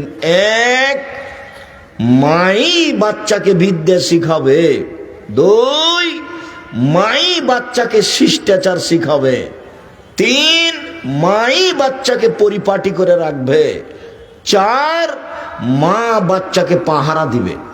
তোমার বোনের হাতে একবার ছোট থেকে পুতুল আছে, বলো তো এটা কোন শিষ্টাচার? তোমাদের বাড়িতে কাঁকড়া আছে শোকেজে, বলো তো এটা কোন শিষ্টাচার? তোমার মা একটা আয়না কিনেছে, সেটা হলো কাতল মাছ, বলো তো এটা কোন শিষ্টাচার? তোমার বাপ একটা পট পায়খানা করা, ছোট তোমার বোনের পায়খানা করা একটা পট কিনেছে, যেটা ঘোড়া, বলো তো সেটা কোন শিষ্টাচার? আর তুমি নিজে দড়িয়ে বেড়াচ্ছ নির্বাচনের নামে, একটা সিগারেট খাবা সেই জন্য, একটা বিড়ি খাবা সেই জন্য, তো বলো এটা কোন শিষ্টাচার? কেন যাচ্ছ? তোমাকে আমি বারবার বলছি এভাবে তোবা করবে, এভাবে বাস দিন মজুরি করে খাই, কাউকে দেখি না। 5 ওয়াক্ত সালাত আদায় করি। 1, 5 ওয়াক্ত সালাত। 2, হালাল রুজি। 3, কোরআন তেলাওয়াত। বেশি না পারলে সূরা ইখলাস তো পারবো। সূরা ইখলাস কয়বার পড়বো? 3 বার। এটা তো পারবো। সকালে সূরা ইখলাস 3 বার পড়ে আল্লাহকে বলো, এই দেখেন কোরআন মাজিদ পড়লাম, তাও আলহামদুলিল্লাহ কোরআন মাজিদ পড়লাম। 4, আড্ডা পিটা হারাম। দোকানে যেতে হবে কিভাবে, আসতে হবে কিভাবে, মনে থাকবে না? আসসালামু আলাইকুম, আহমদ লবণ আছে? আছে। 1 কেজি লবণ দাও। মরিচ আছে? আছে। 200 মরিচ দাও। টাকা দেওয়া শেষ হয়েছে, আসসালামু আলাইকুম। এর চেয়ে বেশি দোকানে বসতে পাবেন না। আপনি বলেন যে আপনি মুরব্বী মানুষ, এশার সালাত আদায় করে মাথায় টুপিতে দোকানে বসে আছে, আর ল্যাংটা মেয়ে নাচছে, আর খবর হচ্ছে। কি খবর না খবর? সে কত কথা। 40 বছর থেকে আপনি তাহাজ্জুদ পড়ছেন, সেই সব নাকি এক পাল্লাতে দেন। আর ওই দোকানে বসে খালি বললেন ওই চেয়ারম্যান তো খুব খারাপ হে, ওর চাল চরিত্র খুব খারাপ। এখন এইটা এক পাল্লায় দেন, দে মাপেন তো দেখি কোনটা ভারী হয়। 40 বছরের তাহাজ্জুদ এক পাল্লায় দেন, আর ওইটা যে চেয়ারম্যান খুব খারাপ এটা এক পাল্লায় দেন, দেখি কোনটা খারাপ বেশি ভারী হয়। সুদ মহাপাপ, এটাই ঠিক। সুদ মহাপাপ, এটাই ঠিক। সুদের পাপের ভাষা এত কঠিন যে পৃথিবীতে পাপের জগতে কোনো পাপের ভাষা এমন নয়। সুদের চেয়ে বড় পাপ আছে, কিন্তু ভাষা এমন নয়। ভাষাটা আগে বলি। রাসূল সাল্লাল্লাহু আলাইহি সাল্লাম বলছেন, মায়াকুল দিরহাম রিবাহ ইয়ালাম আসাদ্দু মিন সিত্তাতি ওয়া সালাসিনা জিনিয়া। কেউ যদি জেনে শুনে 1 টাকা সুদ খায়, 36 বার জেনা করে যত পাপ হবে, 1 টাকা সুদ খেলে তার চেয়ে বেশি পাপ। আবার বলি, রাসূল সাল্লাল্লাহু আলাইহি সাল্লাম বলছেন, আর রিবা সাবুনা জুজান, সুদের পাপের 70টি ভাগ রয়েছে। ছোট ভাগ হলো মার সাথে জেনা করলে যেমন পাপ হয়। শুনুন, এই ছেলে বসো, একটু থামো।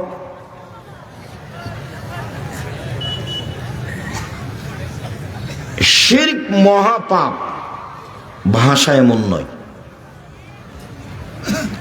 মাকে গালি দেওয়া মহাপাপ, ভাষা এমন নয়। মিথ্যে সাক্ষী মহাপাপ। গাইবান্ধা জেলে 20, 25, 30 বছর থেকে বহু মানুষ আছে, ও নিজেই জানে না আমি কেন জেলে। জজ জানে না ঘটনা কি, উকিলও জানে না ঘটনা কি, সাক্ষীও জানে না ঘটনা কি। সাক্ষীকে বলেছে যে তোকে 1 লক্ষ টাকা দিব, জজের সামনে বলবি যে আমি 2 চোখে মারতে দেখেছি। তো টাকা নিয়েছো, বলছে যে 2 চোখে মারতে দেখেছি, কিন্তু সাক্ষী তো জানে না ঘটনা কি। তাহলে জজও জানে না ঘটনা কি, উকিলও জানে না ঘটনা কি, সাক্ষীও জানে না ঘটনা কি, যে জেলে আছে সেও জানে না ব্যাপারটা কি, আমি কেন জেলে। গন্ডগোলের দিন তো আমি ছিলাম না, ও গেছে দলীয় দাপটে জেলে গেছে। কি ক্ষমতায় গেছে? দলীয়। তোমার স্বভাবের কারণে গেছে। তোমার স্বভাবকে আমি ঘৃণা করি, ফু। তোমার স্বভাবকে আমি ঘৃণা করি, ফু। তোমার স্বভাবকে আমি ঘৃণা করি। ভিক্ষা করে খাওয়া, পিছে পিছে ঘুরো কেন? ভিক্ষা করে খাবা, পিছে পিছে ঘুরো কেন? ঘুরো কেন? তুমি কেন যাবা? আমি ভিক্ষা করে খেতে বলিনি, মানুষের বাড়িতে কাজ করে খাবো। ভিক্ষা করে খাওয়া কথাটা দুঃখে বলেছি। ভিক্ষা জায়েজ পছন্দ নয়, ভিক্ষা জায়েজ পছন্দ নয়। সবচেয়ে ভালো উপার্জনের পথ হলো ব্যবসা।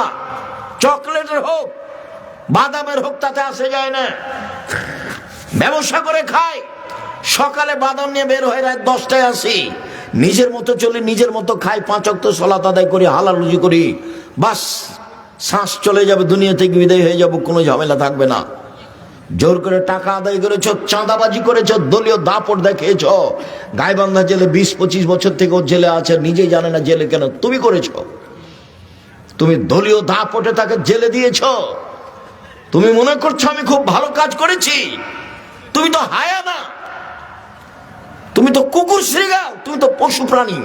তুমি মানুষকে মেরে জেল হাজত দিয়ে, তুমি মানুষকে গুম করে, তুমি মানুষের জমি দখল করে, মানুষকে নিঃস্ব করে, মানুষের রাস্তাঘাট বন্ধ করে তুমি বলছো আমি ভালো করেছি।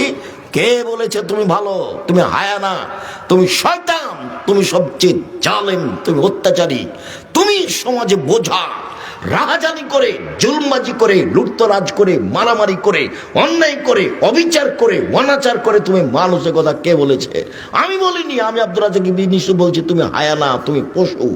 বুঝেও বুঝে না ওরা, অন্তর আছে বুঝে না, দেখেও দেখে না ওরা, চক্ষু আছে দেখে না, শুনেও শোনে না ওরা, কান আছে শোনে না। উলায়েকা কালানাম, তারা পশু প্রাণীর মতো, তারা গরু ছাগলের মতো, তারা কুকুর ছেলের মতো, বালহু মাজাল, বরং তার চেয়ে খারাপ। কেন হবে তা? সহজ পথে আসে। বাঁচার 3টে পথ, জাহান্নাম থেকে বাঁচার 3টে পথ। 1, মুখ বন্ধ রেখো, বাস জান্নাত হবে। 2, জরুরি প্রয়োজন ছাড়া বাড়ির বাইরে যাব না। মিছিল তো বহু দূরের কথা।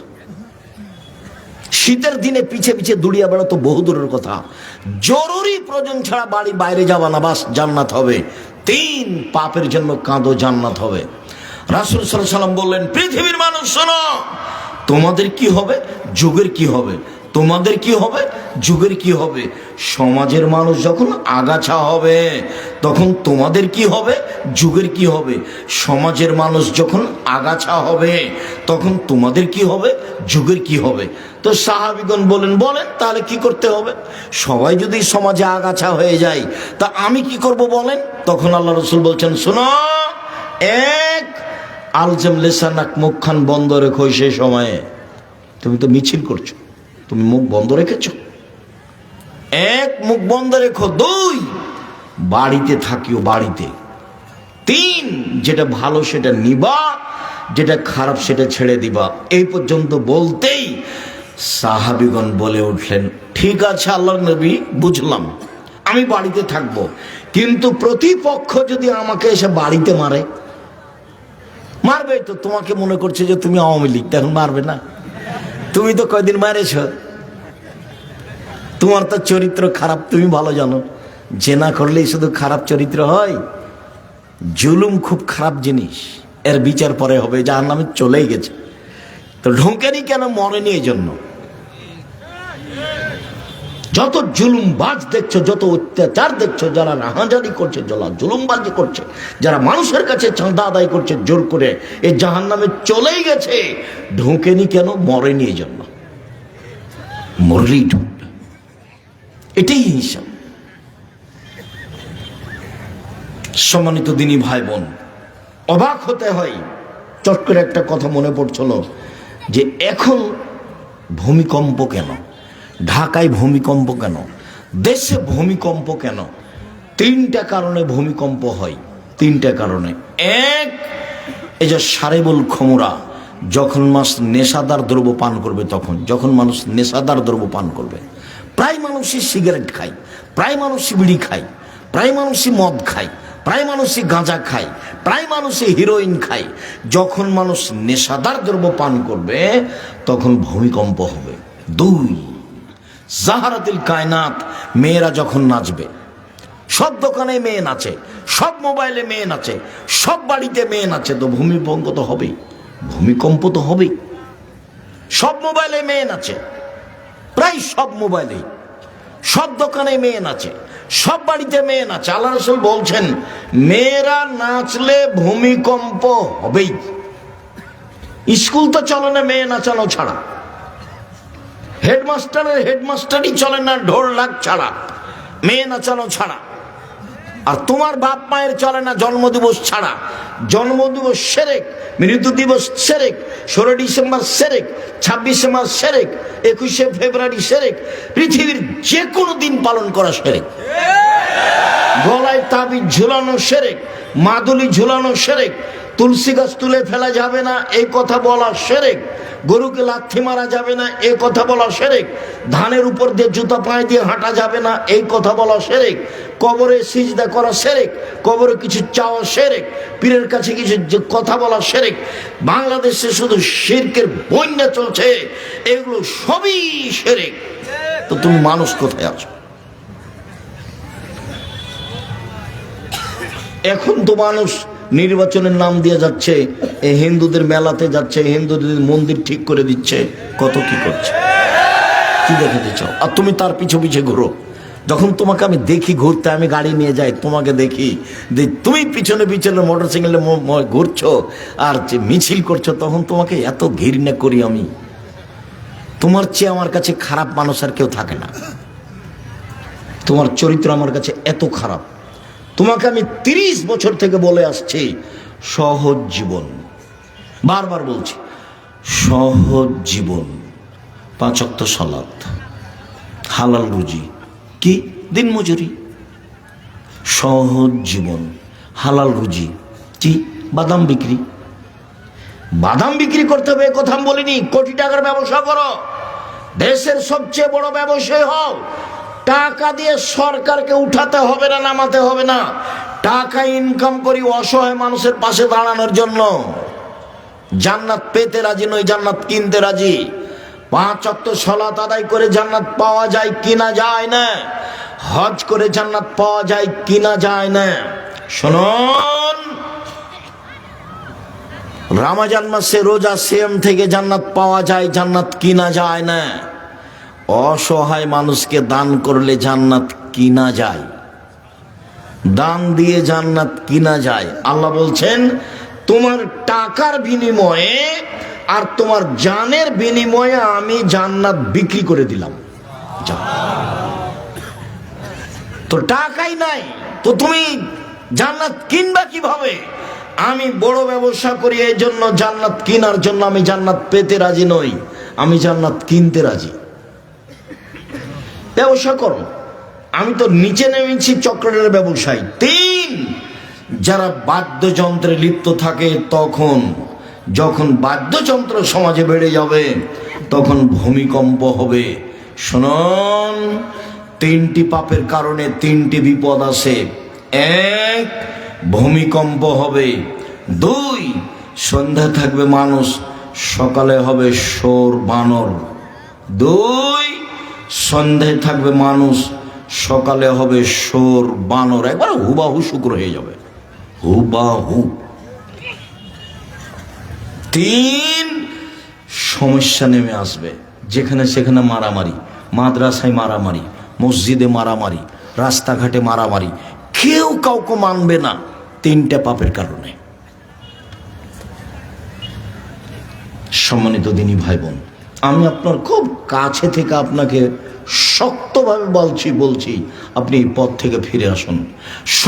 শক্তভাবে আপনাকে বলছি আপনি এই পথ থেকে ফিরে আসুন।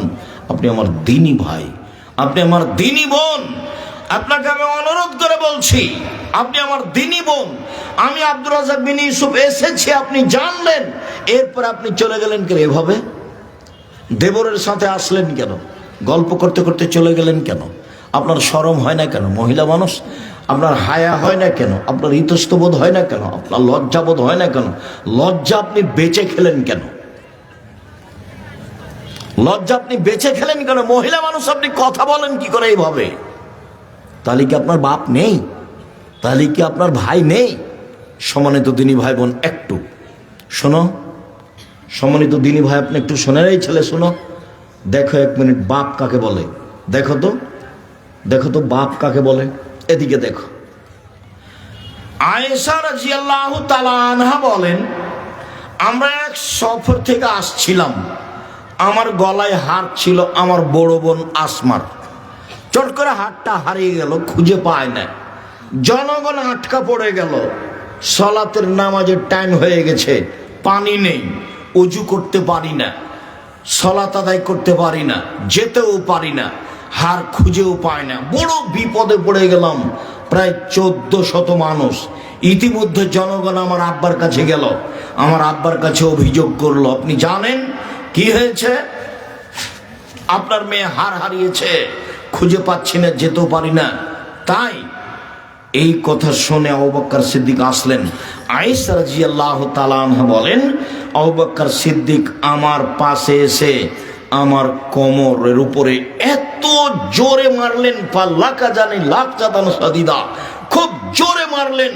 ওই সময় আমার স্বামী আমার উরু রানের উপরে মাথা দিয়ে ঘুমিয়েছিলেন। 1 মিনিট, এই ছেলে, ভাইজান আপনি একটু খেয়াল করেন অবস্থাটা। আমাদের দেশের গতিতে, আমাদের গায়বান্ধার গতিতে, শ্বশুর যদি ঘরে গিয়ে দেখে যে জামাই মেয়ের উরু রানের উপরে মাথা দিয়ে ঘুমিয়ে আছে, তো শ্বশুর আগিয়ে যাওয়া তো দূরের কথা, এইভাবে ঘুরবে, পাল্টা এভাবে ঘুরবে।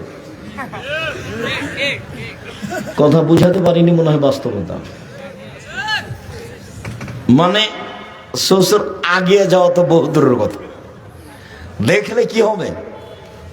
এইভাবে ফিরে আসবে।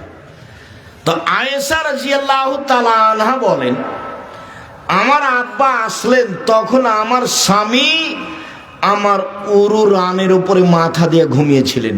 তিনি এত জোরে মারলেন যে মারের কারণে আমি দূরে সরে যেতাম, কিন্তু আমি নিজেকে শক্ত করে ধরে রেখেছি যাতে করে আমার স্বামীর ঘুম না ভাঙে। এবার বলি, সবচেয়ে বড় মানুষে মারলেন, বলেন তো কে মারলেন?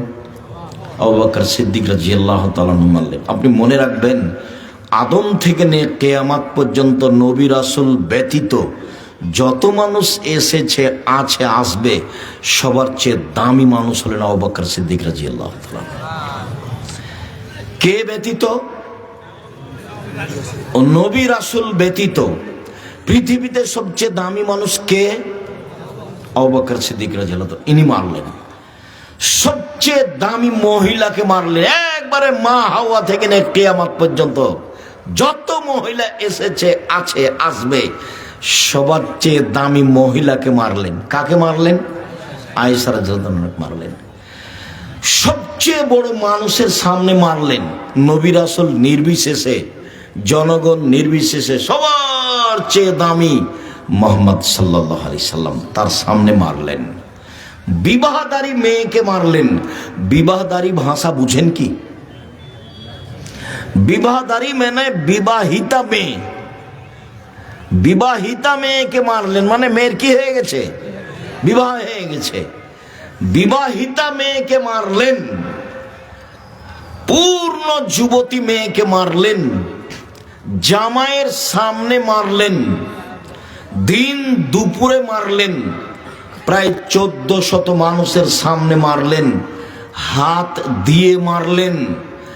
সবচেয়ে বড় মানুষে মারলেন। সবচেয়ে বড় মহিলাকে মারলেন। সবচেয়ে বড় মানুষের সামনে মারলেন। বিবাহিতা মেয়েকে মারলেন। পূর্ণ যুবতী মেয়েকে মারলেন। জামাইয়ের সামনে মারলেন। দিন দুপুরে মারলেন। 1400 মানুষের সামনে মারলেন। হাত দিয়ে মারলেন। বুখারী মুসলিম। পৃথিবীর সবচেয়ে বড় মানুষে মারলেন। পৃথিবীর সবচেয়ে বড় মহিলাকে মারলেন। পৃথিবীর সবচেয়ে বড় মানুষের সামনে মারলেন। বিবাহিতা মেয়েকে মারলেন। পূর্ণ যুবতী মেয়েকে মারলেন। জামাইয়ের সামনে মারলেন। দিন দুপুরে মারলেন। খোলা মাঠে মারলেন। প্রায় 1400 মানুষের সামনে মারলেন। হাত দিয়ে মারলেন। এত বড় বাপে এত বড় বেটিকে এত বড় মানুষের সামনে মেরে দিলেন। ভুল কোথায় হারখান হারিয়ে গেছে খেয়াল করেননি, এই জন্য মেরে দিলেন। আর আপনার মেয়ে এই বক্তব্য শুনতে এসে হে করে দোকানে ঘুরে বেড়াচ্ছে, হেঁটে বেড়াচ্ছে, জিনিস কিনছে, আপনি তাকে একটা ধমকও দিতে পারেন না। আপনি আবার বাপ? ছি, আপনার মতো বাপ বেঁচে থাকার চেয়ে মরে যাওয়া ভালো। জামিয়া সালাফিয়া আপনার মেয়ে লালন পালন করবে, সমস্যা নেই ইনশাল্লাহ। বাংলাদেশের সবচেয়ে বড় প্রতিষ্ঠান জামিয়া সালাফিয়া, যেটা রাজশাহীতে আছে, সেটা প্রায় 50 বিঘা জমির উপরে। যেটা রূপগঞ্জ ঢাকায় রয়েছে, সেটা প্রায় 100 বিঘা জমির উপরে। প্রায় 5000 ছেলে মেয়ে পড়াশোনা করে। প্রায় 300 জন শিক্ষক শিক্ষিকা রয়েছেন, যাতে প্রতি মাসে 40 লক্ষ টাকা বেতন লাগে। শিরক মুক্ত প্রতিষ্ঠান জামিয়া সালাফিয়া, বিদাত মুক্ত প্রতিষ্ঠান জামিয়া সালাফিয়া, দল মুক্ত প্রতিষ্ঠান জামিয়া সালাফিয়া, হিংসা মুক্ত প্রতিষ্ঠান জামিয়া সালাফিয়া, দেশের সর্ববৃহৎ প্রতিষ্ঠান জামিয়া সালাফিয়া। 519 জন এতিম আছে। যদি আপনি মারা যান, কালকে জামিয়া সালাফিয়া আপনার ছেলে মেয়ে লালন পালন করবে, সমস্যা নেই। 500 জন যদি কালকে ঢুকে, কোনো সমস্যা নেই ইনশাআল্লাহ। আপনার ছেলে মেয়েকে লালন পালনের জন্য জামিয়া সালাফের জিম্মেদার। আপনার মতো বাপ বেঁচে থাকার প্রয়োজন নেই। আপনাকে আমি কষ্ট দিতে আসিনি।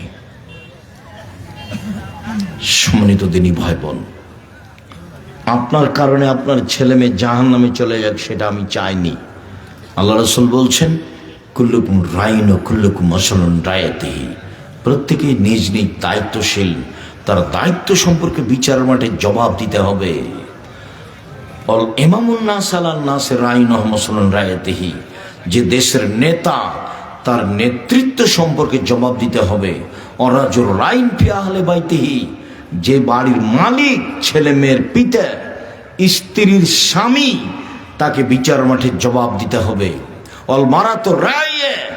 যে ছেলে মেয়ের মা, যে আপনার স্ত্রী, যে বাড়ির দায়িত্বশীল মহিলা তার পুরো পরিবার সংসার সম্পর্কে জবাব দিতে হবে। ও আব্দুর রাজুলের আইন, যে কাজের মেয়ে কিষান কামলা তাকে তার দায়িত্ব সম্পর্কে জবাব দিতে হবে বিচারের মাঠে। কেউ যদি জবাবে পরাজয় হয় তাহলে ফলাফল ভালো হবে না।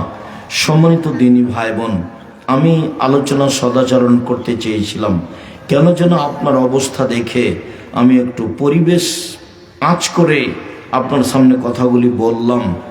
জামিয়া সালাফিয়ার একটি শাখা প্রতিষ্ঠান সালাফিয়া রহমানিয়া মাদ্রাসা, ছেলেমেয়েরা যা কিছু পেশ করলো তাতে আমরা খুশি হয়েছি বলে আমরা মনে করি। মর্মে এসব প্রতিষ্ঠান দেশে গড়ে উঠুক, এই প্রতিষ্ঠানের জন্য সার্বিক সুবিধাই থাকতে হবে, ছেলে মেয়ে পাঠাতে হবে। এসব প্রতিষ্ঠান 10-এর সহযোগিতায় চলে, ব্যক্তিগত সহযোগিতায় চলে না, সরকারিভাবে চলে না। জামিয়া সালাফিয়া সরকারি অনুদানে চলে না, জামিয়া সালাফিয়া কোনো ব্যক্তি দিয়ে চলে না, জামিয়া সালাফিয়া কোনো ভিত্তশালী দিয়ে চলে না, জামিয়া সালাফিয়ার রসিদ বহি বাহিরে ব্যবহার হয় না। সকল দিনই ভাই বোনকে পরিবারের উপরে শক্ত হওয়ার জন্য অনুরোধ জানিয়ে, 5 ওয়াক্ত সালাত আদায় করার জন্য অনুরোধ জানিয়ে, জামিয়া সালাফিয়াতে ভর্তির তারিখ হলো 1 জানুয়ারি। ডিসেম্বরে ফরম চলছে, ভর্তির তারিখ হলো 1 জানুয়ারি। এটা এই দিনই হতে পারে, এখানেও ভর্তি ওই 1 জানুয়ারি। জামিয়া সালাফিয়া ভর্তির তারিখ 1 জানুয়ারি। আমার সকল দিনই ভাই বোনকে 5 ওয়াক্ত সালাত আদায় করার অনুরোধ জানিয়ে, হালাল রুজি উপার্জনের অনুরোধ জানিয়ে, সেটা তো আগে বলেনি, এখন তো সেই তো যাওয়ার সময়তে ছেলেরা আছে দাঁড়িয়ে, অবশ্যই 10 টাকা হলেও সহযোগিতা করে যাবেন। আগে আমি বুঝতে পারলে ছেলেদেরকে ভিতরে আসতে বলতাম, তো এখন কিছুটা পরিবেশ এলোমেলো হয়েছে, একটু থামেন, ছেলেরা আসুক, ওদের একটা প্রতিষ্ঠান। বসেন আপনারা, একটু বসেন 2 মিনিট। জি, এই ছেলে বসো, 2 মিনিট বসো। জি, তোমরা ছেলেরা যাও। আর আব্দুল্লাহর বই আছে আল্লাহর পথে যাত্রা, যেটা এবছর স্টেজের ডান দিকে আছে। আর আমি যেসব বক্তব্য বলি সব আপনার উপদেশ বইয়ে আছে। ছেলেরা আপনাদের সামনে আসছে, একটু 2 মিনিট থামেন। 10 টাকা হোক, 50 টাকা হোক, 500 টাকা হোক, ছেলেদের হাতে দিয়ে আপনারা যাবেন। আর যাওয়ার সময় সবাই বই পুস্তক নিয়ে যাবেন। আব্দুল্লাহর বই লেখা আল্লাহর পথে যাত্রা, এটা একটা বর্তমান যুগে ব্যতিক্রম বই।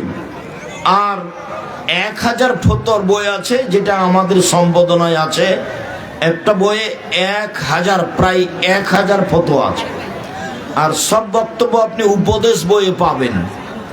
সব বক্তব্য উপদেশ বই থেকে সংগ্রহ করার জন্য অনুরোধ জানিয়ে আজকের মতো সকল দিনী ভাই বোনের সার্বিক কল্যাণ কামনা করে আলোচনার শেষে চলে আসলাম। সবাই যার যতটুকু সম্ভব সহযোগিতার হাত প্রশস্ত করবেন। আমি আপনাদের জন্য আন্তরিকভাবে দোয়া করি। হুজুর আসসালামু আলাইকুম। সন্তান সনাতন ধর্মের মানুষ যদি সালাম দেয় তাহলে কি সালামের জবাব দেওয়া যাবে? না, দিলে ওয়ালাইকুম বাস।